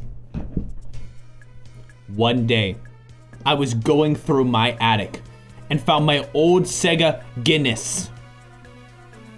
I was sitting there, remembering all the fun I used to have with it. I looked to see if I had any games. I didn't. So I decided to go to my local video game store called Just Press Play. I found a copy of Sonic 2. I bought a copy of the Chart Rage for $1.99. I went home and started the game. The Sega logo came up, and when I heard the voice say, Sega, it sounded deep and demonic. Sega! The title screen came up looking horrible. Sonic was smiling with mountains slowly crumbling in the background. I pressed start, and the level emerald, hell zone, appeared, and the sky was pitch black. Then red pixels started to fall from the sky. It looked like blood. One landed in front of Sonic, and red pixels spattered everywhere. It looked horrifying. I began to move Sonic. Then I realized where Tails. Where's Tails? I went through the level normally. Then I saw Tails with spikes through his heart, and in the background, I heard Dr. Robotnik laughing. All of a sudden, spikes fell and killed Sonic.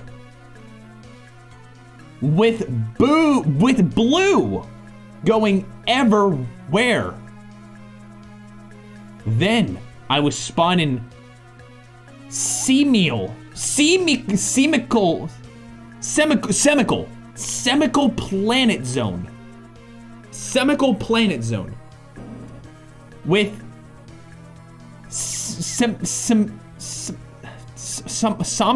there, Chiptune spelled it right. Chiptune spelled it right. Semical surrounding Sonic. Sonic drowned, and he flew out of the semicals and hit the ground coughing up blood. And he said, "You did this to me," and died. At this point, I ripped the chart rage. Ripped the chart rage out. Oh, out. Ripped the chart rage out and burned it end.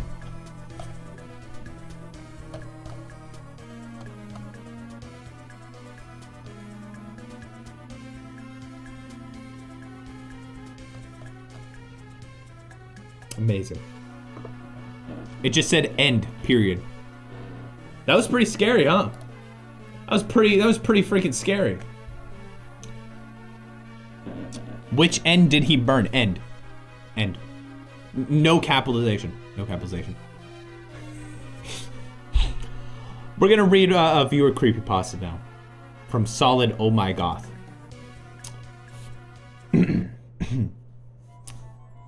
This true story and is 1 billion% real. Did happen. I wouldn't lie because I am a real gamer who has 1 million% completed Bubsy 3D for the Nintendo 2DS XL. I was watching my favorite streamer Beta64 on Twitch.tv, and he was streaming Elmo's Number Journey onto original PlayStation. It waxed to funny stream because Beta62 was play funny baby game, and he is the adult. Burptus87 was collecting numbers as Elmo or something. I don't know what an Elmo is. What is Elmo? What is Elmo? And then the evil Elmo showed up in the video game, and he killed the real Elmo, and there was hyper reaction blood. And it was real scary. And then Bemta47 was like, I am scared. I have to cry on stream. Now, because secretly he was the Sesame Street fan and he couldn't tell anyone, or he would be put into locker by the jocks at the video game high school, shaking my head so sad. And then evil Elmo appeared behind and then evil Elmo appeared behind Berta25. He said nothing personal, kid. And he made Buddha89 disappear. The end. Beater57 was never heard from again. And his Twitch Chanley was taken over by evil Elmo, who know exclusively only streams Fortnite and yells at kids online to the end. This real. This time. Hi, Scoots.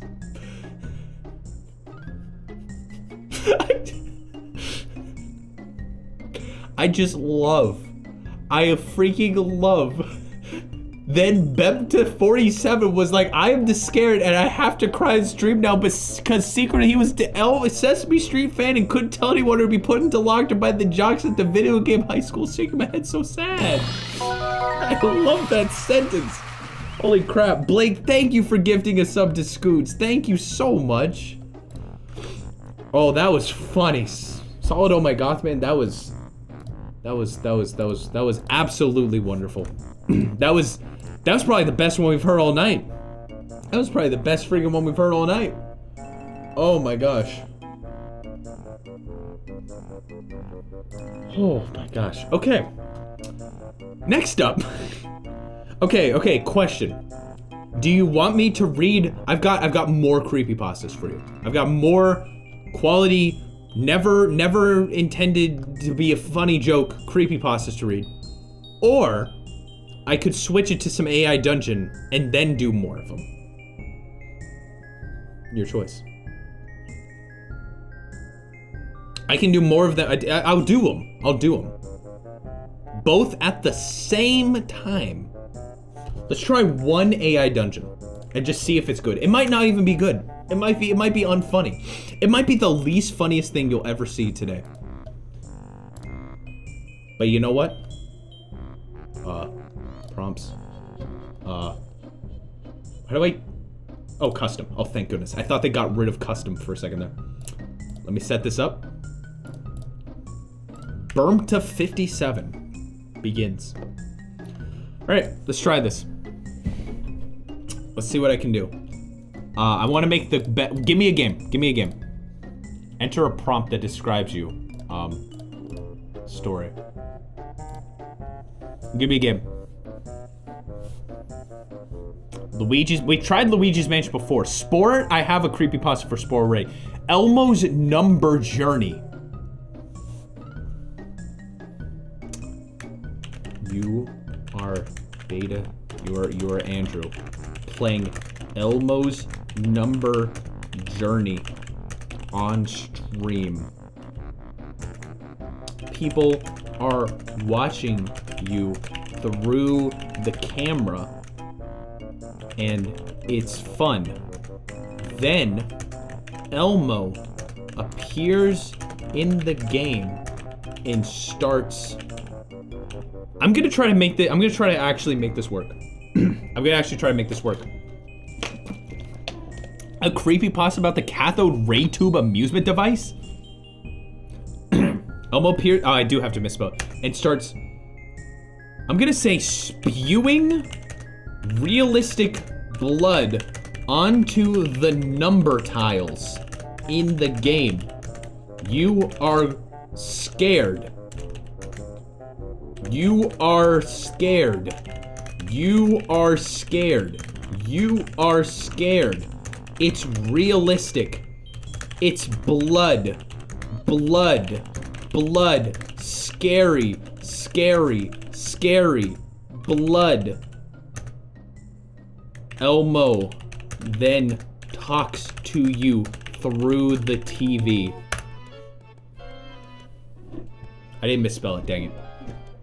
If this doesn't work, I don't know what will.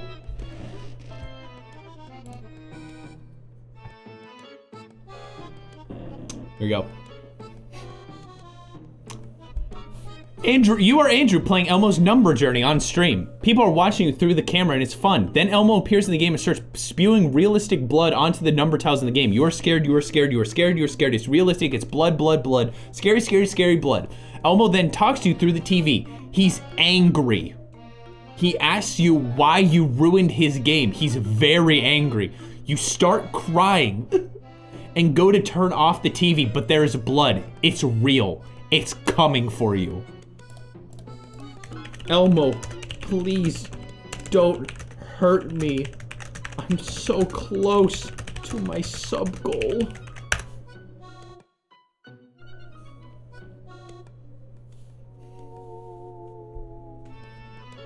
This is going pretty good so far. Granted, we haven't really done much. Taking a hot second. Taking a hot second. Elmo. Elmo.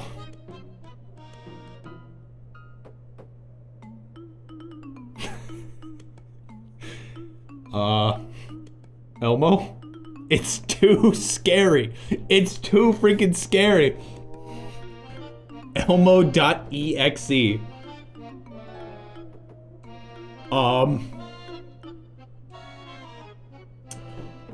We'll come back to that. And read another creepypasta. Come back to that. Andrew, what's that behind you? Just quit it. I'm scared. I'm really scared. Right. What do I do? Do I just refresh the page? I don't know what to do. I'm just gonna move on to crazyspore.exe.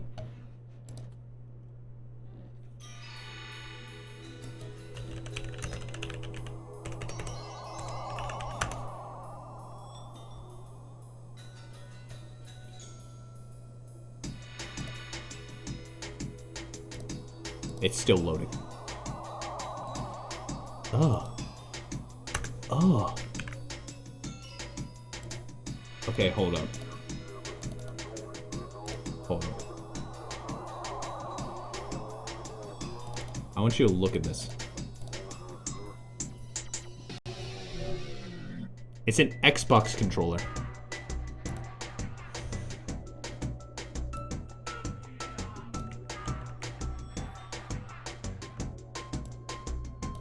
That is an Xbox controller.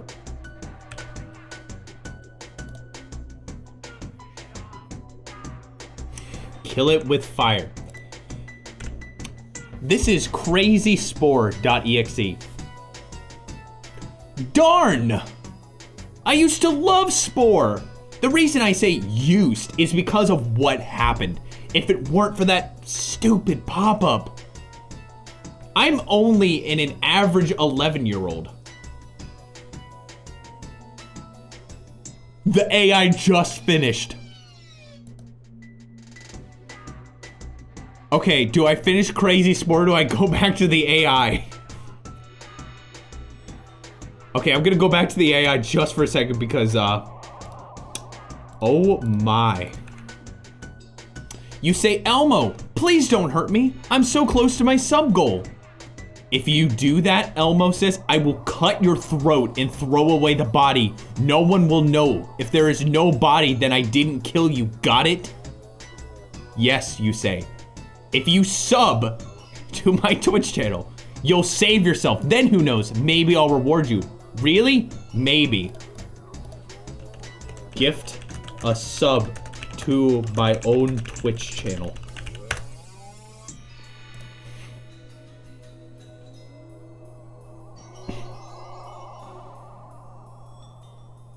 Your face turns blue. You can't breathe. Elmo throws your body onto the street dead.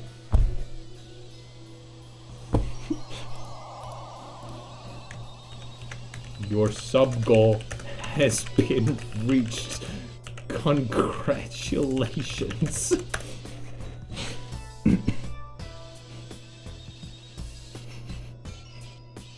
While this achievement is great for you and everyone, we hope you've learned some very valuable lessons about life. Okay, we're just gonna undo that. We're gonna undo that. We're gonna undo that. And we're gonna try a new one. Let's try for a different universe. I'm coming for you, Elmo says. Please! I need to reach my sub goal! Elmo opens the door. He's angry. He's coming for you. You're scared. It's scary. He's angry and he spews blood at you from his mouth. Please! You weep.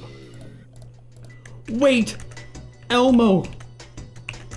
Is there anything I can do to spare my life?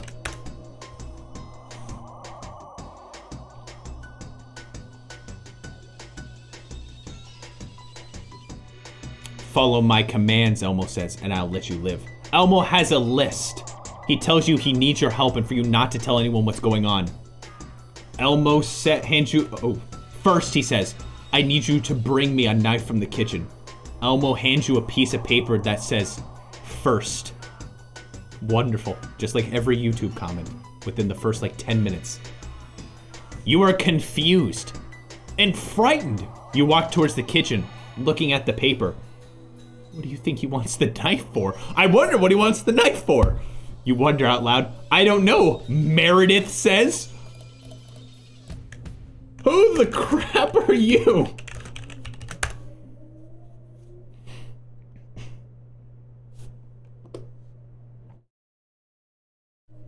You scream as loud as you can, struggling to escape the man's grasp.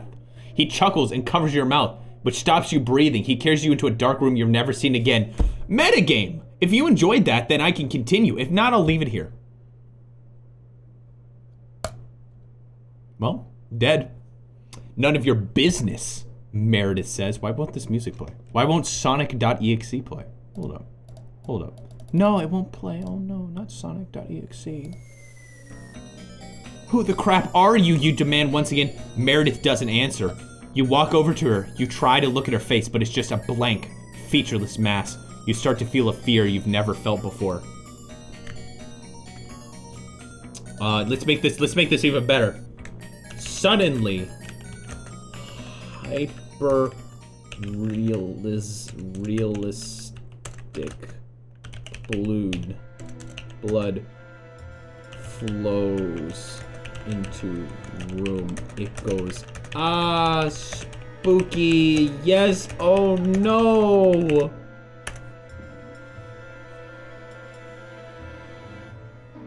It's pretty good.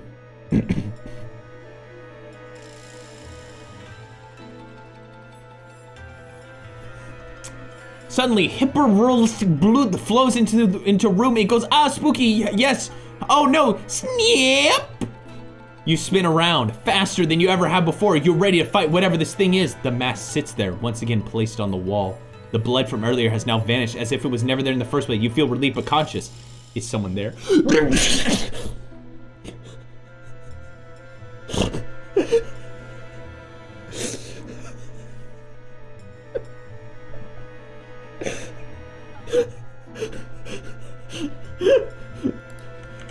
You sneeze.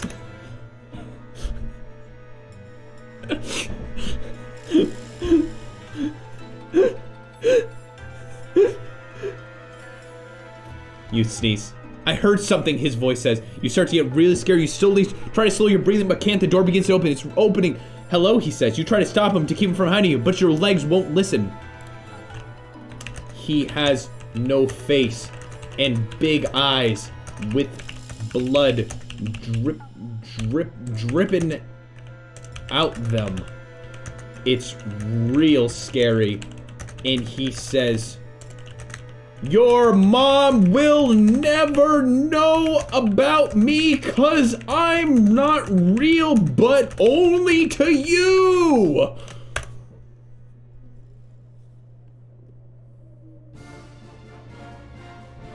Please, you beg, don't hurt me.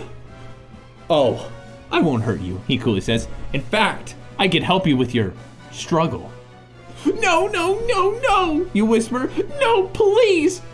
He takes out a knife and puts it in your feet. And they hurt, kinda.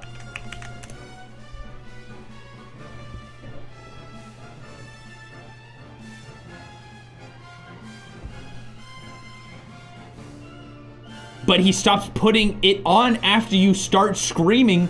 Please, please don't do this, you beg. I'll do anything. Oh, you really think you can bribe me? He chuckles. Don't you? I don't have anything. Oh, yes, you do, he says. You have the original copy of Splatoon 1 for the Wii U, which is rare now.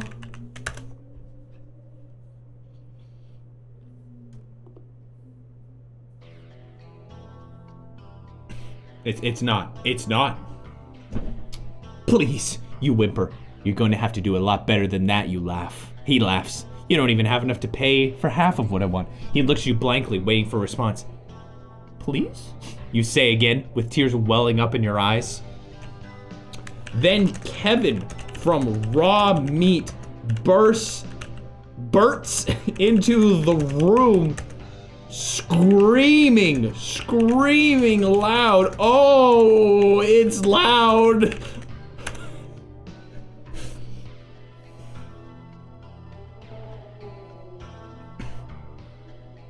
Like AC/DC. He runs up to you, covering his ears and shouting, "What the hell are you doing?" You went for Kevin begins grinning with his ultra wide teeth.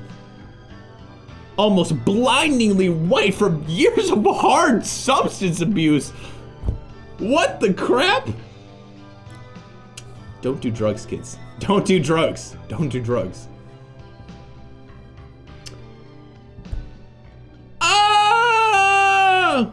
That's the last thing you'll remember before passing out. You wake in your bed, the room is spinning, but you're able to make out Meredith sitting next to you saying something. Think you should step away from internet scare stories, he says. She says, I think they're gonna lead to real life nightmares. That's an actual pretty good sentence. Think you should step away from internet scare stories. I think they're gonna lead to real life nightmares. That's pretty freaking good, actually. It knows. It knows. Wow. That's actually pretty freaking good. Not gonna lie, I actually really like that sentence. Good on you, AI. Okay. It's time for Crazy Spore. It's time for Crazy Spore. And the moral of the story, oh wait, I forgot to put. And the moral of the story is,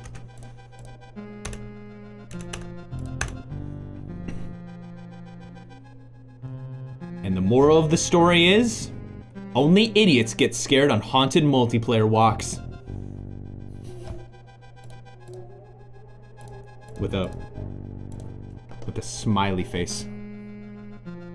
With a smiley face. That's a good moral. That's a good moral. All right, we're doing Crazy Spore, and then Deathtsune Miku, and then the raw meat creepypasta. I think that's all the time we're gonna have for tonight. I'm sorry to say. This went way longer than I thought it was going to. Holy crap. And that's already gonna be like over an hour and a half overtime. Holy crap. If you wrote a creepypasta and I did not get to it, you can put that crap. Actually, you know what? I'll put it in announcements. I'll put it in announcements so people can read it. Just so that way people can enjoy it. Forever. Is that a good place? Or maybe meme. Maybe Meme Galaxy is better. Oh well, it's fine. We'll figure it out. Instead, let's talk about Crazy Spore. Darn! I used to love Spore! The reason I say used is because of what happened. If it weren't for that stupid pop-up. Only an average 11-year-old. I had nothing to do but play video games. My friends introduced this new game, Spore, to me, and I was instantly hooked. I loved the game so much that I spent days playing each stage, savoring. And sadly, clicking the history button at the end of each stage and seeing what adventures await me at the next stage. I don't know why it's sad, but it says sadly. Never take me wrong! I said that I used to love Spore. One day, I was checking for updates on Spore because most online games want you to do that, and it said I was the lucky 13,770th visitor. I thought I was gonna get a prize! No, those are not nipples, they're joysticks. So I clicked it. Suddenly, the Spore website changed a bit. I tried to look for a change, but I thought my vision was just messing with me, or that the computer screen blinked. Old computers tend to blink, where the screen turns black for a few milliseconds. I would like to say I don't know if that's true. In fact, I don't think that's true at all. I don't think old computers used to turn black for a few milliseconds. I'm pretty sure that's a lie. But who am I to argue? The website now said that my prize was to test Spore Beta. I decided that I was really lucky person and was going to brag at my friends as soon as school started the next morning. When I downloaded the update, it was called Crazy Spore. I thought that the reason it was called crazy was because it would be a crazy good update.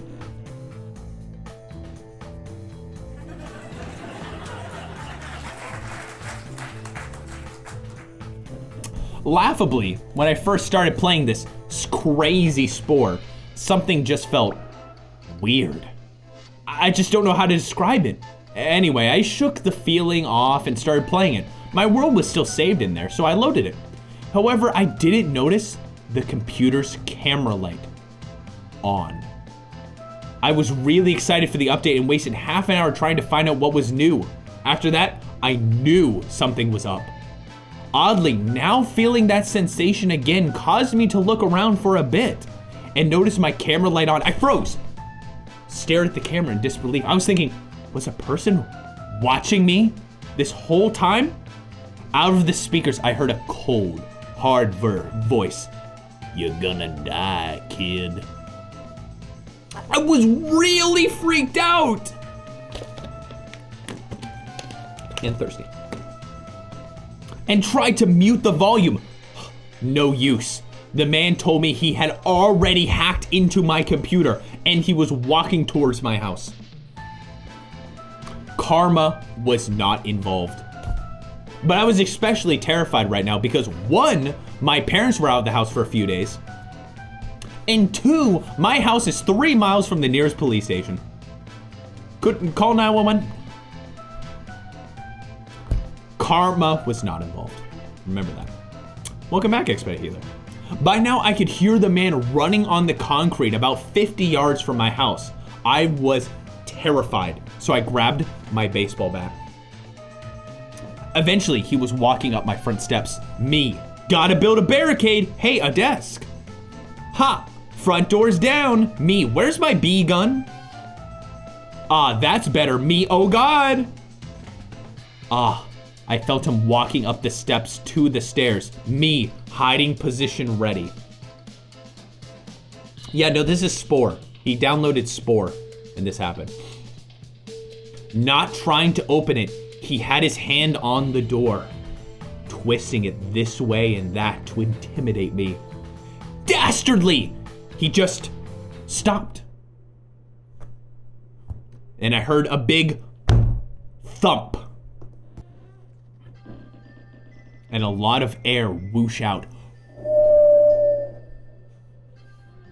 Yelling loudly, I opened the door to discover that this stupid man had stepped on a stuffed animal and slipped.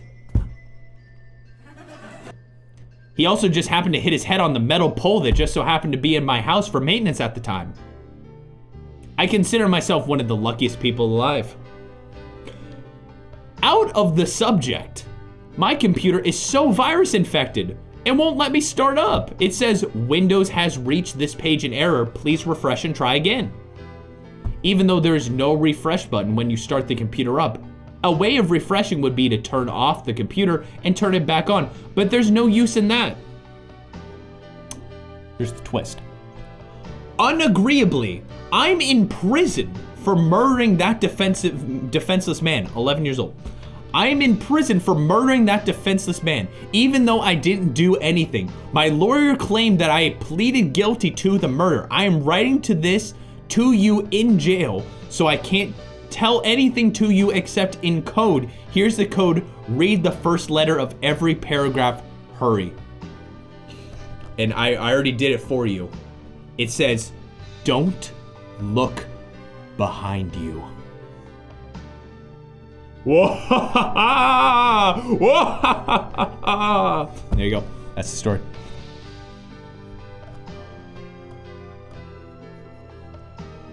Oh, thank goodness. Oh, I got scared. It's Wario. Wow! Oh, no! I missed. Okay, let's see. Okay. I've read a good chunk. Oh, man. Oh, man, I didn't get to NinDeathDo. Okay, I have to read NinDeathDo. The lady at the front door, she's behind me. That would actually scare me. Like, actually scare me. We have to read NinDeathDo. NinDeathDo. Okay, let me find scary Nintendo. That's good. That's probably gonna pop up something real good. Perfect. That's perfect. I hope you all are having fun. I'm having a good time. It's moments like these that we can sit back and laugh at just scariness. All the scary things in life, you know what? Maybe if we look at it the right way and if it's written terribly and is awesome, it's not that scary anymore. I don't know what I was saying. Let's read this next story. NinDeathDo. Hi, my name is Bill. Bill Schmotzback. I've read this before, but it's... My name's Bill Schmotzback. S-M-O-T-Z-B-A-C-K. Schmotzback. Schmotzback. Is that real? Is that real? I'm checking. That's not real. If you Google Schmotzback, it has 0 results. There isn't a single result for Schmotzback. Anyway, I have a job working at Nintendo. 5 weeks ago, something in the office backfired. Let me tell you my experience with the monster inside my GameCube.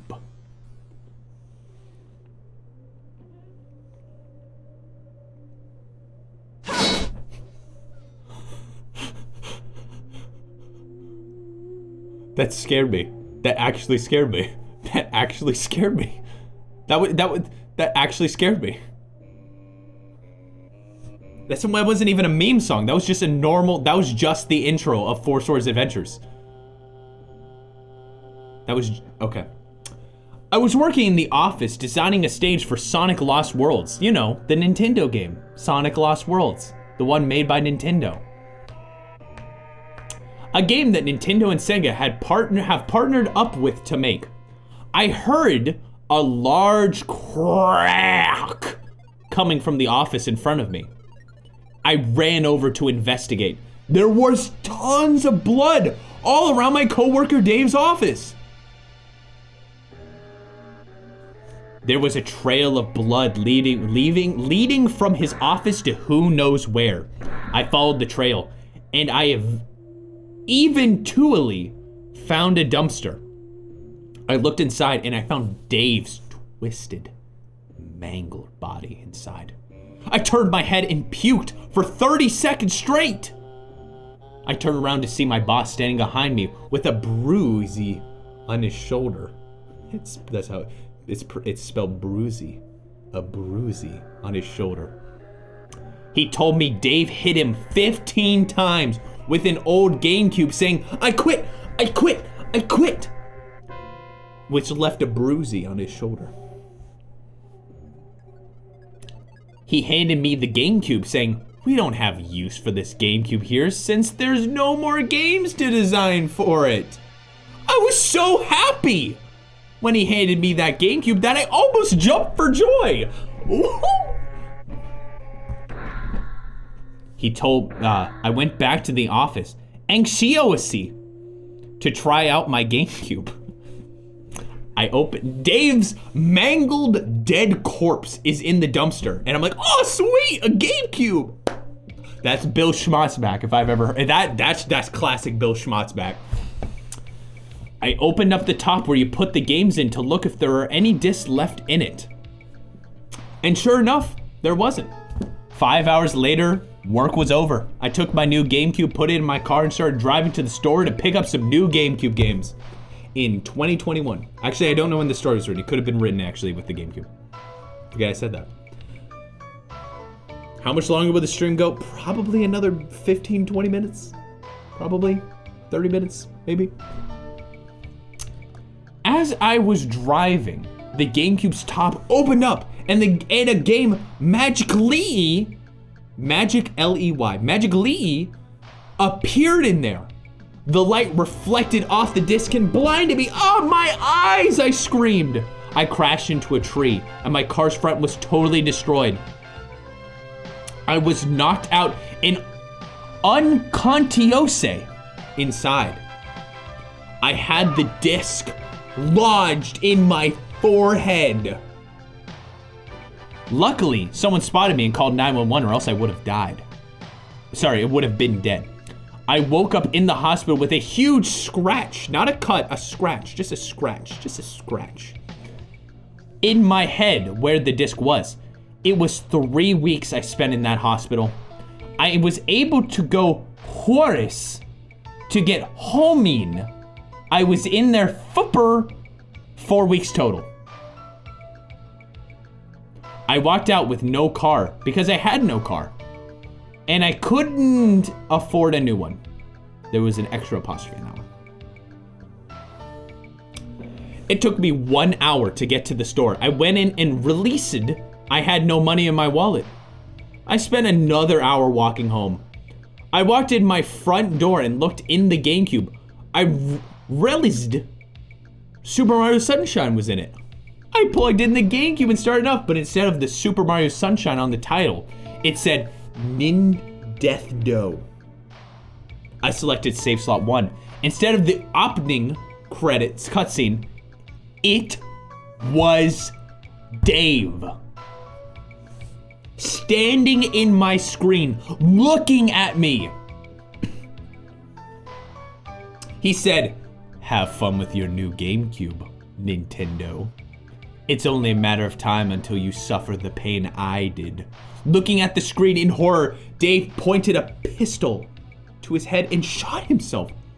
I had a power outage right after that, and it hasn't turned back on to this day. I haven't had power for years. I still wonder what "it's only a matter of time until you suffer the pain I did" meant. The end. I like that sentence. What on earth could he have meant by "it's only a matter of time until you suffer the pain I did"? What does that mean? I have no idea. How did he write it if he didn't have power?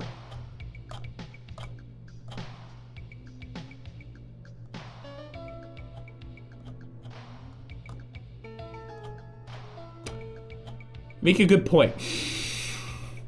A cafe. He went to a cafe. Let's see.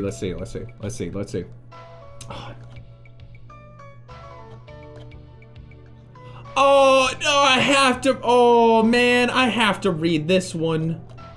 Man, it's called the Call Spongebob SquarePants 2018 app. I have to read the Call SpongeBob SquarePants 2018 app. I can't not. Okay. Hank Hill Gets Kicked Up a Notch is also a classic. Little Big Death. Lost episode, the SpongeBob SquarePants scary version. No. Oh, man. There's so many.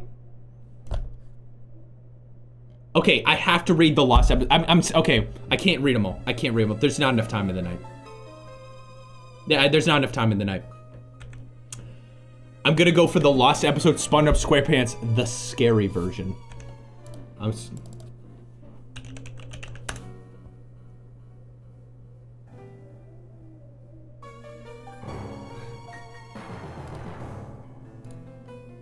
Here we go.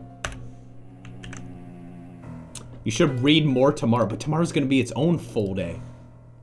I'm gonna do this again next year, assuming that there aren't like only 2 people here. Which I don't think there are.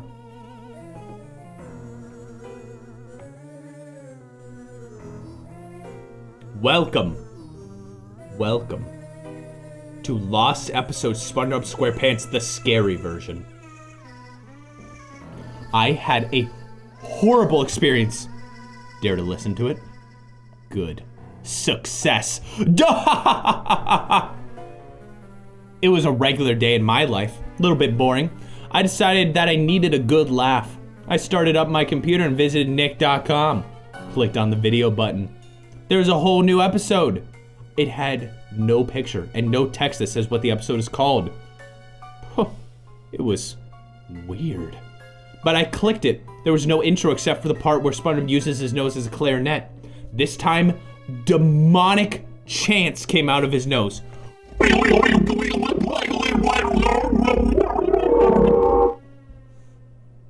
This time, all the kids in the background were crying and saying stuff like, "Let us go, and no more please."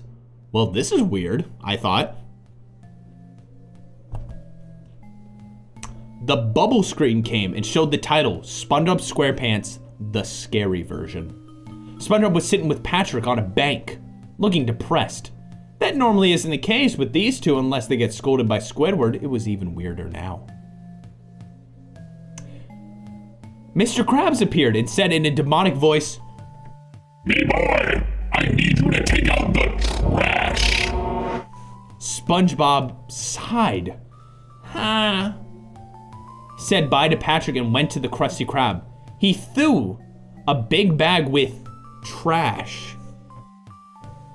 But for 3 seconds, there was souls on the bag. Please, Mr. Krabs, I don't want to do this, he said, crying. Me boy, you can stop calling me that. You know that I'm Satan, right? SpongeBob sighed. Aye, aye, sir. Sigh. He went in Patrick's house and saw Patrick lying dead on the ground. He said his last words, SpongeBob, your boss has fed me one of his new killer Krabby Patties. I thought it was called that because it was killer tasty. You gotta stop him, SpongeBob. He coughed and died. I watched in horror as SpongeBob turned demonic. He began drinking Patrick's last tears and his blood too, and screamed in a G major voice. What the crap is... Hold up. G major. What is G major voice? Hold up. Okay, here's the G major scale.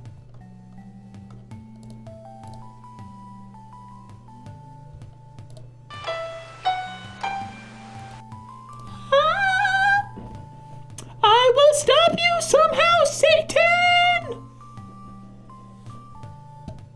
He arrived at the Krusty Krab with a knife in his hand.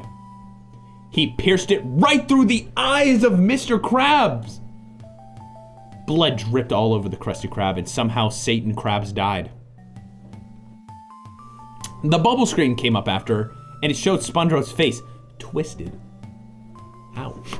Covered in blood, eyes glowing red. He then yelled, "Bah! I am Satan!" with a demonic version of Gary behind him. Finally, the episode ended. My computer had no energy, so it shut off by itself. I sat there, heavily breathing. I heard SpongeBob's laugh in my head. Bah! Or was it even in my head? I charged my laptop. Charged my computer and tried to tell Nickelodeon about it, but they said I was insane. To be fair, I didn't.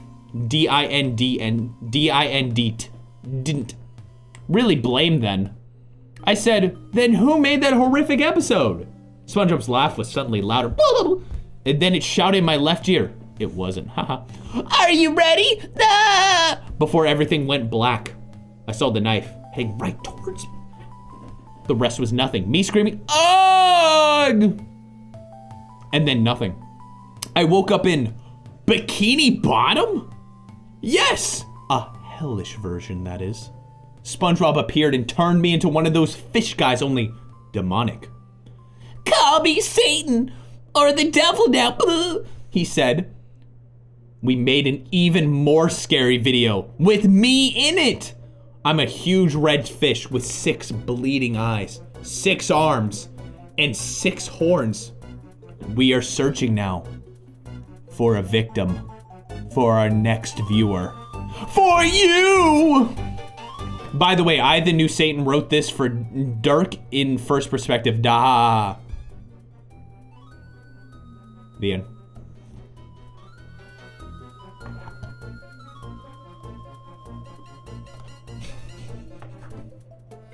I like that one. Please do the laugh in the demon voice. I'm Satan now. It's pretty good. We're doing it. We're doing it, guys. The moment you've all been waiting for. The moment you all have been waiting years for. Deathtsune Miku. This one's a long one. Be prepared. This is 3 pages long, but it is 100% worth it. It only keeps getting better. I'm gonna pull up my own music actually. As soon as I find a Miku thing. Miku. Scary. That's really scary. Oh, that's pretty good. That's actually kind of creepy, but also not. I don't know. That's kind of, you know what? I'll do this one. I'll do this one. That's actually kind of weird. It's like not like, you know what? I'll show you. I'll show you. I'll show you. Where is it? Where'd it go? Miku? Miku? Where'd it go? I saved the image and now it's not there anymore. Where did it go? Wait, it is? Oh, it's a freaking, what the crap is a JFIF file? You ready? Not this, this is a drawing of the version. It's pretty good. That's pretty good, that's pretty good. This is, do you want to see what the original one was? This is the original one. This is, I don't know what this is or where this is from. This is the original. This is the original one. I don't know if it was intended to be weird looking. I don't like it. I don't like it. I don't like it at all. I don't like it at all. This one's better. All right, it's time. Deathtsune Miku. Okay, now let me get creepy ambience. There we go. Here we go. Creepy ambience. Here we go. Here we go. Here we go. Let's do this. Welcome to the scariest creepypasta you will ever see. So, I was always a big fan of Hatsune Miku. You know, the blue-haired girl from Vocaloid. Well, anyway, one day I was just browsing the internet. Left a YouTube tab on to listen to some Hatsune Miku songs. I was just doing some college work on Photoshop, and we had to design a DVD cover, so I thought I'd put Hatsune Miku on it. So I went to Google Images and searched Hatsune Miku. 1, 2, 3, 4, 5 times Hatsune Miku in 3 sentences. Hundreds of pictures came up, so it was to just choose one. Eventually I saw a pretty cool one. So I clicked it and it brought me straight to the website. Then I saved the picture. I went to close the tab, but before I did, I saw a little advertisement. It was an advertisement for a virtual Hatsune Miku 4U desktop, in which you can chat with. I thought it sounded pretty cool. So I clicked on it, and then downloaded on it. It was the estimated download time was 2 hours. So I finished off my college work. When I clicked on the download, I had seen that it was completed. So I unzipped the folder, and there was 4 files. README, image 0674, instructions, and deathsunememiku.exe. I ignored the README file, but clicked on the image. It'd been the image that I just saved, but I didn't think much of it. It was just a coincidence. I clicked instructions, but it wouldn't open no matter how many times I would click on it. When I saw the last file, I didn't really think too much into it. I just figured it was just the developer's code name or something. Just that about, yeah, code, Deathtsune Miku. I figured, so I opened it, and it installed. Took about 3 minutes. The guy in the back who's moaning, please stop. I'm trying to read a story. Can the guy in the back moaning, okay. Okay. Okay. Okay, that's fine. It's fine, I got this.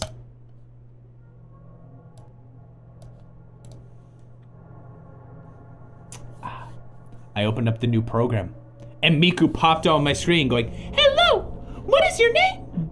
in her computerized voice. A text box then popped up so I could reply. So I typed in Paul, which is my name. She replied, "Hello, Paul. It's nice to meet you, Nichan." I just thought this was pretty cool, because when I wasn't talking to her, she would just walk around my desktop and interact with the icons. So after a few hours of doing college work and chatting with Miku, I decided I would go to bed. So I typed, "Good night, Miku." And then she replied, "You can't leave me, Nichan. I need you." But I was exhausted. So I just clicked the X on the program and turned off my laptop. What happened to the Kirby drinking water emote? Do you use that anywhere other than this? I could upload it to Frankenface. The next day, I took my laptop and got on the bus for college. The bus for college? At lunch break at college, I decided to go to the library to do some other work for college. I use it all the time, everywhere. I got rid of it 6 months ago. And I need a Miku emote. Gosh dang, I need a Miku emote. At lunch break in college, I decided to go to the library to do some other work for college. What the crap is a lunch break for college? Like they have like a time that you could have lunch, but that's not like a lunch break. What the crap does that even mean? And sometimes there are classes during lunch. So it's not even a break. You just eat when you eat. The crap does that even mean?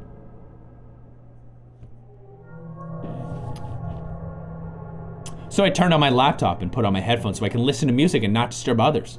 When my laptop started up, I saw the icons on my desktop were scattered all over the place, so I put them back in their original place. After I'd done that, Hatsune Miku popped on my screen and said, "You left me." And I typed, "Sorry, I was really tired." And she said, "Yes, you should be sorry, Paul." I just replied, "Ha ha!" And she laughed, and then the program crashed. I opened up Microsoft Word so I could write up that report that I was doing. I went to recess for college. That's good. So I was typing away, and then I heard Miku laughing, and she popped up once more. "I've always been here, Nichan." I typed to her saying I was busy, and she replied, "Let me help." And she started to type about me, saying how I'm her Nichan and how upset she was that I left her. I tried to backspace everything, but it wouldn't let me. It actually started to annoy me, and then I typed to her to stop, and then she just laughing again. I had no choice but to shut down my laptop, so I moved my cursor to the start button, but when I got close, it looked as if my cursor was getting pulled back. So I just pressed the Windows button.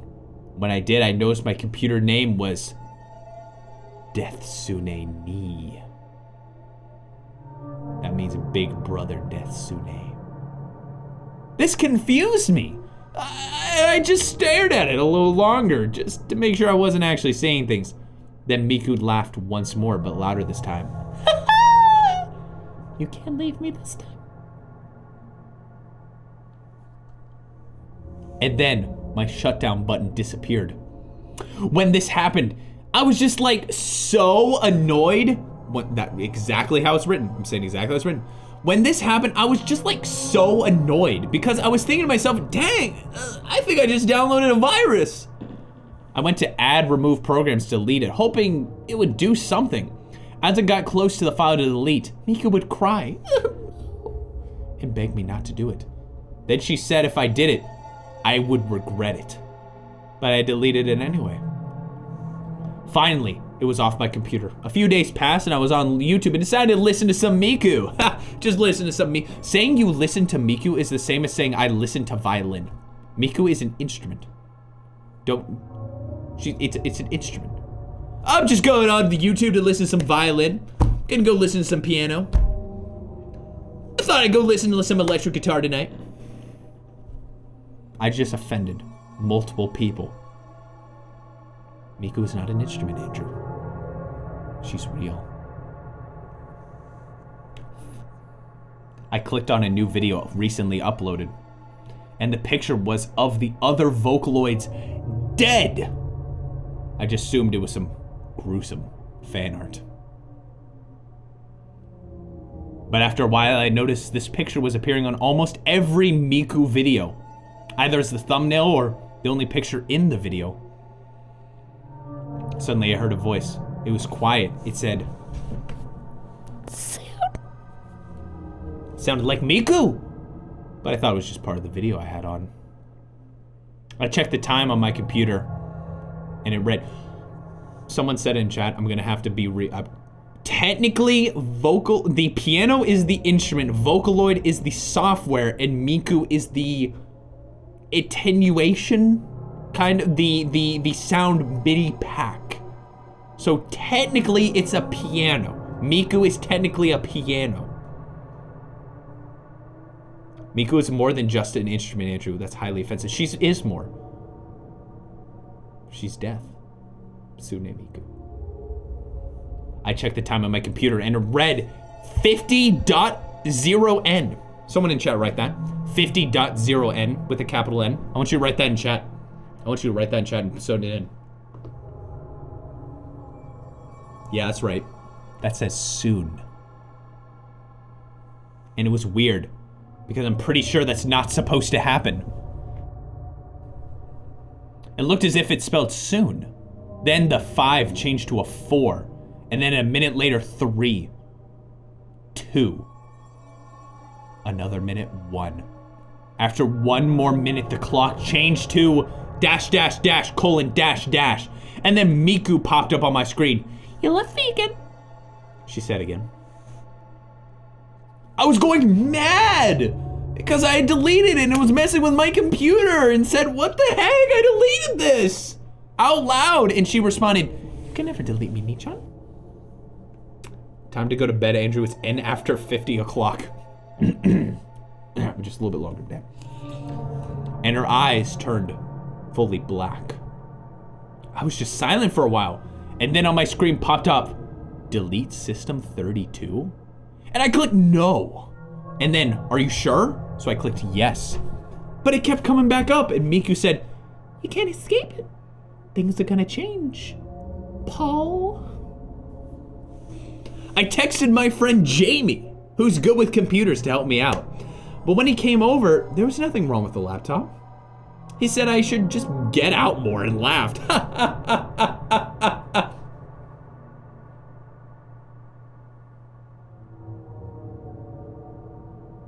He went home. And I thought maybe Miku was finally gone. Everything seemed to be back to normal. The clock, my name on the computer, the "Are you sure" box wasn't popping up anymore. The picture all over YouTube videos was gone. I was happy. Later that night, I felt like watching a movie. So I watched...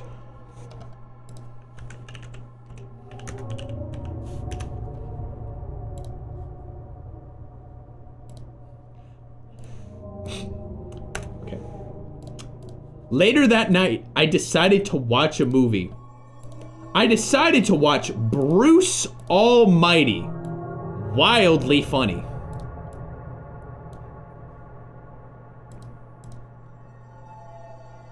Okay, that actually scared me. I clicked over to the FNAF tab and it was like a creepy Freddy Fazbear picture, and I got scared. I'm so dumb. I'm so stupid. This is why I can't play FNAF. Anyway, he played Bruce Almighty. I mean, watch Bruce Almighty. I got to the part where I got the power plays. But it was Miku singing, I got the power. I just sat up with a shocked look on my face. And then the movie froze. And I heard Miku's voice again. I told you, you won't lose me. Remember, she told him that within Bruce Almighty. Starring Jim Carrey. Wildly funny. My laptop started to overheat and she said, I am forever going to be here. The time is now. My phone rang and it gave me a little jump. Whoa! But I answered it. It was Jamie. He asked if I was on his computer. And I said, no. Why? Then he told me it was filled with Hatsune Miku pictures on his desktop. I told him that I wasn't, and there's no way I could have been. Miku laughed again. And the phone signal died. I am infectious, she said, and then screamed a blood-curdling scream.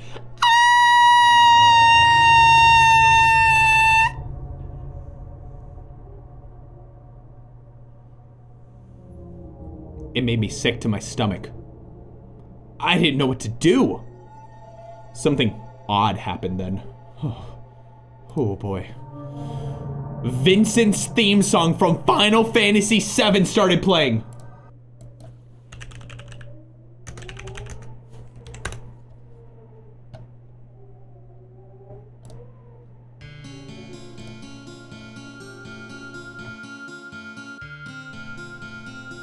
This is your favorite game, isn't it, Paul?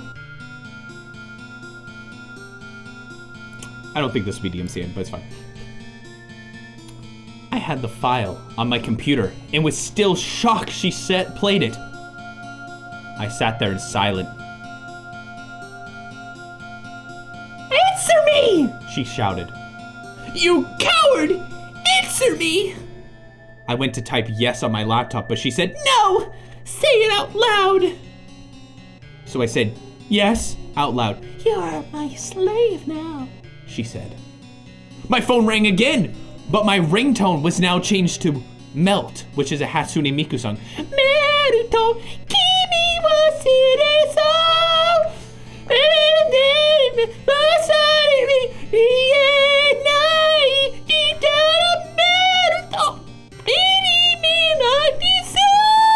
that song.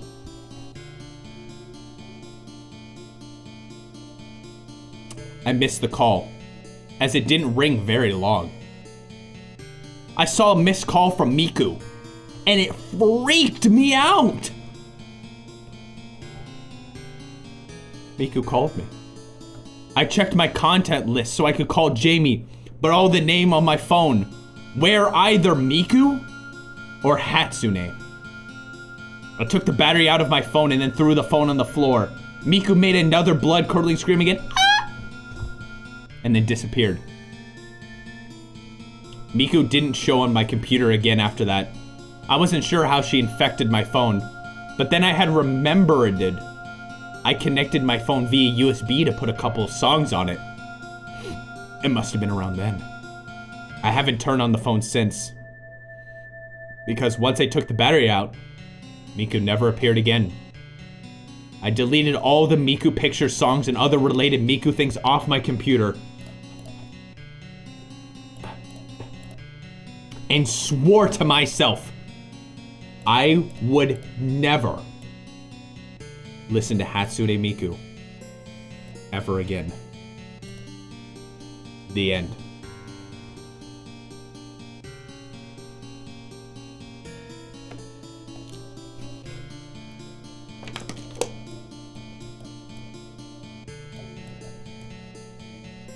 Wildly funny. And that was the story. And that was Deathtsune Miku. I thought that was fantastic. Missing, you're coming in at the tail end, but there's still one more creepypasta I'm gonna be reading for tonight. This one is written by Fire Phoenix, the Raw Meat Creepypasta. Says it takes place after Raw Meat 2. And this one is multiple pages long. Nooks read it and went like, you have to read this. You have to read this on stream. So I'm reading it to you now, on stream. Do I have like creepy 3D movie maker music? There's nothing. Absolutely nothing shows up. Okay, that's fine. Raw Meat Creepypasta by Glacial Phoenix or Fire Phoenix or however you would rather say that. We now return you to 2008. I still have the freaking I still have Bruce Almighty up. I still had Bruce Almighty up. Oh my goodness. Oh my, no, keep it. Oh wait, okay, fine, I'll keep it, but I need to at least add a picture of Kevin somewhere. Anyone got a picture of Kevin they can just throw into Meme Galaxy real quick? Actually, wait, no. Here we go, found it. There we go, I got it. Chip Tutor. I believe it, no, was it Chip Tutor? No. It was Krusty Towers. Krusty Towers. Bruce Almighty. Wildly funny. Where'd it? Oh, there it is. There it is. Perfect. Perfect.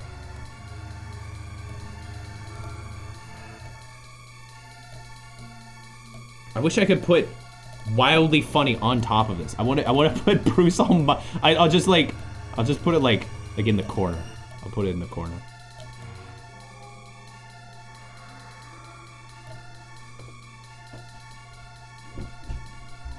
Wildly funny. Wildly funny. Okay. Alright. Silly Bags, hello, welcome. How's your room so clean? What in tarnation? It's an office, so I'm only here for work. This is not called Trick or Meat, but this is about the closest image I got. We now return you to 2018. Long after everyone had returned from Japan for Oswald and Jane's wedding, Kevin was at home that gloomy, rainy day. He was still in shock from Stacy's actions a few months back, scarred by her foolishness and the feelings he felt. He went to the Spirit Halloween pop-up shop and bought some raw meat. No more than 37 pounds. On his way to checkout, he saw Oswald and Jane. Kevin noticed something seemed off. They didn't even attempt to engage with Kevin. Instead, Kevin did raw meat, he said. Oswald and Jane proceeded to check out and left quickly. Kevin went to check out when suddenly the cashier spoke. Go home. Now. Take the raw meat, put it in your freezer, and stay inside forever. Perplexed, Kevin replied, raw meat? To which the cashier said, that doesn't sound very healthy. It's not, Kevin answered. Kevin stared as he left with his raw meat. That's my cursor. I don't know why this is over here. Ignoring the cashier's wishes, Kevin headed to the school to teach his students how to not cook raw meat. Oswald and Jane were absent. Lightning struck, and the power from the whole building went out. Sad. Hot-blooded Kevin left his class to fend for themselves so he could find the breaker room. But first, Kevin needed to get the room's key from the wardrobe room on the second floor. Is that Luigi's mansion? Is that just Luigi's mansion? Once Kevin got to that door, he stopped, hearing some mumbling through the door. He slowly opened the door to find the old Japanese man. Konnichiwa. He in the room smeared in hyper-realistic blood. His speech was incomprehensible. Konnichiwa, konnichiwa, konnichiwa, konnichiwa. And an evil aura radiated from him. Normal. Kevin stepped foot in the room, and floating, the old Japanese man turned to Kevin. 38. 1 plus 37 is 38. I will take your liver now. Kevin lost his liver. Her! She knew 38. Why can't you baka? It is too late, Kevin. Follow not the cast. One's words die. Sayonara. Then he vanished. A chest appeared. The inside was the key. With the key, Kevin unlocked the breaker room and brought back the mansion's power. It's not. It's a school, but it says mansion. It's fine. Kevin, with his 37 pounds of raw meat, left to his house, ignoring the old man's wishes. He thought he did not speak Japanese. Upon return, his house was covered in hyper-realistic blood, unfazed. Kevin went inside, only to find more hyper-realistic blood. Leaving the raw meat on his kitchen counter, he went to his sofa to watch his cooking show. Kevin looked at the hyper-realistic blood all around, thinking, oh, that doesn't sound very healthy. Out loud, he followed, it's not, and went to his closet for cleaning supplies. 37 pounds of raw peps. He opened the door to find Jane's dead body, Mop lying on top of her. Mop. Both were covered in hyper-realistic blood. Kevin took the mop and closed the door just then. Looking for this? Kevin heard from behind. He then turned to see Jerma charging at him at full speed, holding a sponge like a murder tool. Kevin caught Oswald's arm in the lock with ease. Wait, Oswald? Wait, hold up. He turned to see Jerma charging at him at full speed, holding a sponge. Kevin caught Oswald's arm in a lock with ease. No. So Oswald is Jerma. Good to know. Oswald spoke. Professor Kevin, you have met with a terrible fate, haven't you? Kevin tossed the happy mask salesman outside. He's now the happy mask salesman, who then faded away. Back inside. This is the perfect song for this. Back inside, Kevin noticed a gift box was suddenly on his sofa. From Oswald and Jane, it read. He opened it slowly, cautious after all the garbage he endured. It was a pound of raw meat. Raw meat, Kevin said. And then the raw meat jump scared him. Violently attacking his face. Kevin tried pulling it off his face. Stop. He faintly heard from an... Oh, wait. Oh, sorry. Let me rephrase. Kevin tried pulling off his face. Stop. He faintly heard from an eerily familiar voice. He pulled harder to get the meat off of his face. The meat ran upstairs and cackled maniacally. Kevin went back to his sofa only to find the TV destroyed. At that moment, the front door blasted off, and through it entered a floating Stacy.exe. Hey, what's going on? Stacy.exe said, her first words in years. Is that Kevin over there? Hey, Kevin, what's up? Doing good? Naturally, Kevin replied, no. He knew what was going on. It was because she ate 38 pounds of raw meat, just like his parents had. It was simple. When Kevin was a mere child, his parents ate 38 pounds of raw meat, and decades of unconsciousness later had turned into .exes. Kevin disposed of them and lived the rest of his childhood in depression, bearing the truth behind raw meat, the only one to bear such knowledge. Even so, he ate raw meat, for he loved it and could not give it up. But he was always sure to never eat 38 pounds. He knew the consequences. But Stacy, even though she was always told, she was always told, it's not. She foolishly ate 38 pounds of raw meat. In an act of desperation, Kevin took her and buried her under his yard in hopes she would not rise in EXE. It was no use. Now after all this time, Stacy.exe was here, staring him cold in the eyes. Hey, Kevin, Stacy began. No, Kevin defied. Take your heart, Stacy said. Last surprise, then was blasting through the whole office. You never see him, sang Stacy. No, Kevin roared. He pinned down Stacy.exe to stop her meme singing. Stacy.exe telekinetically shoved Kevin to the wall, pinning him there.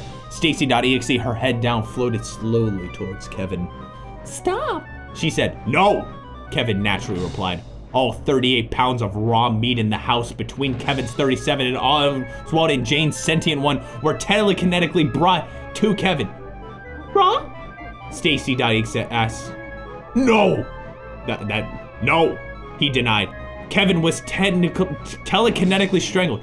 What? She repeated. No, he still denied. Kevin was strangled nearly to death. Hyper-realistic blood was dripping down his neck. What? She asked once more. Kevin thought carefully. He thought hard. Finally, he realized he loved raw meat. He wanted to see all of the greatness of raw meat. As an EXE, he could accomplish this, and then some. Some of levitation, hyper-realistic blood, and bad memes. There were no downside. Raw? Stacy.exe began. Meat, finished Kevin. Kevin consumed all 38 pounds of raw meat, and had become Kevin.exe. From there, the whole world was raw meatified. All became EXE, and all fell into chaos. A chaos defined purely of hyper-realistic blood and bad memes. Everyone was now a bloody meme lord. The world was doomed. And then Kevin woke up. Kevin went out to see Stacy, Oswald, and Jane, and even the old Japanese man. All of them were perfectly fine and not in EXE. So it was all just a dream. It's not. The end. The end. Absolutely incredible. Absolutely incredible. It has now been 3 hours. And it is time that I need to end the stream. Oh, there's so much freaking in here. There's so much stuff in here. Okay. There's so much. I have to go into Submit for stream. I'm sorry. I have to. There's so much stuff in here that's like really, really funny. It's really funny. This one's from Chiptuner, right? I'll go through it quick. This one's from Chiptuner.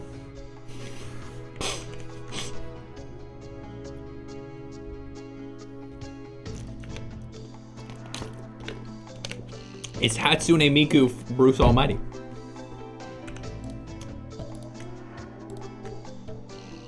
I'm gonna do like half of these. I'm gonna do anything related to tonight's stream. And then I can save the rest for next time. This one is from Solid Oh My Gothman.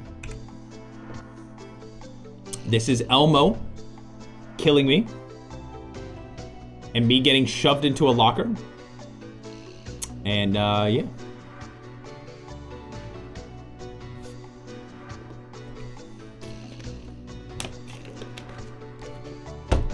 Hello, welcome to the stream. Welcome to the stream.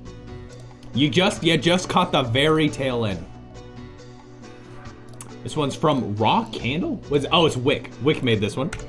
Wick made this. Beautiful art. Beautiful art.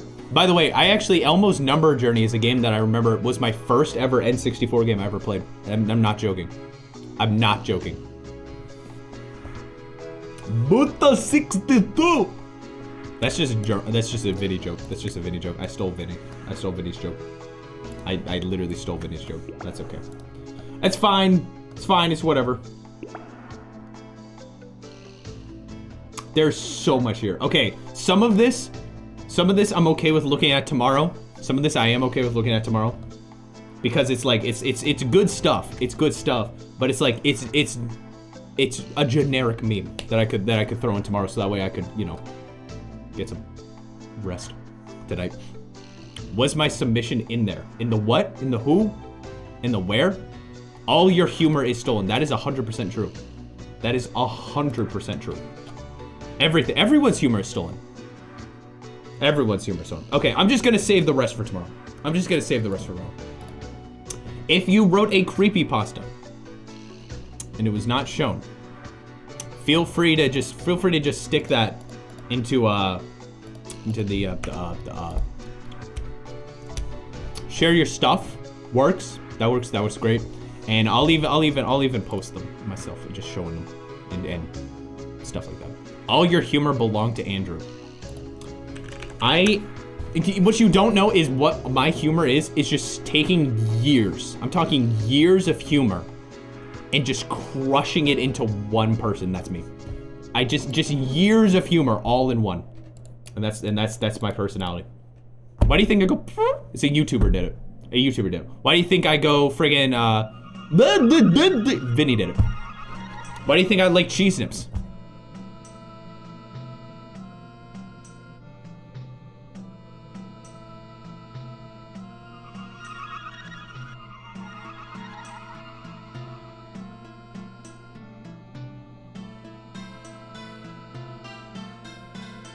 I thought I was gonna sneeze. I didn't sneeze. Tomorrow is trick or treat. Tomorrow is trick or treat. It's gonna be a good stream. It is a game. It is a game that you all will be able to play. In respect to the marbles that had to be given up, it will be a game that you can play. So you'll be giving two options. One will be a treat, and one will be a trick. And you will get to pick which one you want based on clues. And the chat will vote, and whatever one it is, it will be that. And I will play that game or do that thing. And some will be great, some will be spooky, none will be scary. Like you're not gonna get, hopefully you won't get scared. Smell my feet.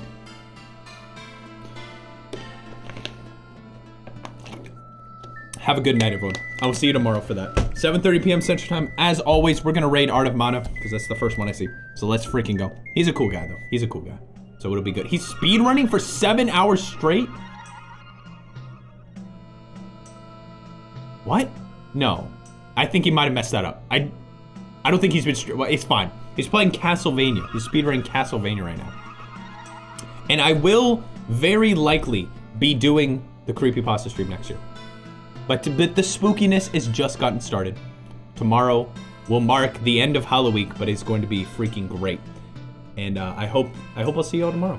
If I don't, I'll see y'all next week on Tuesday. And she's here, the lady from the front door.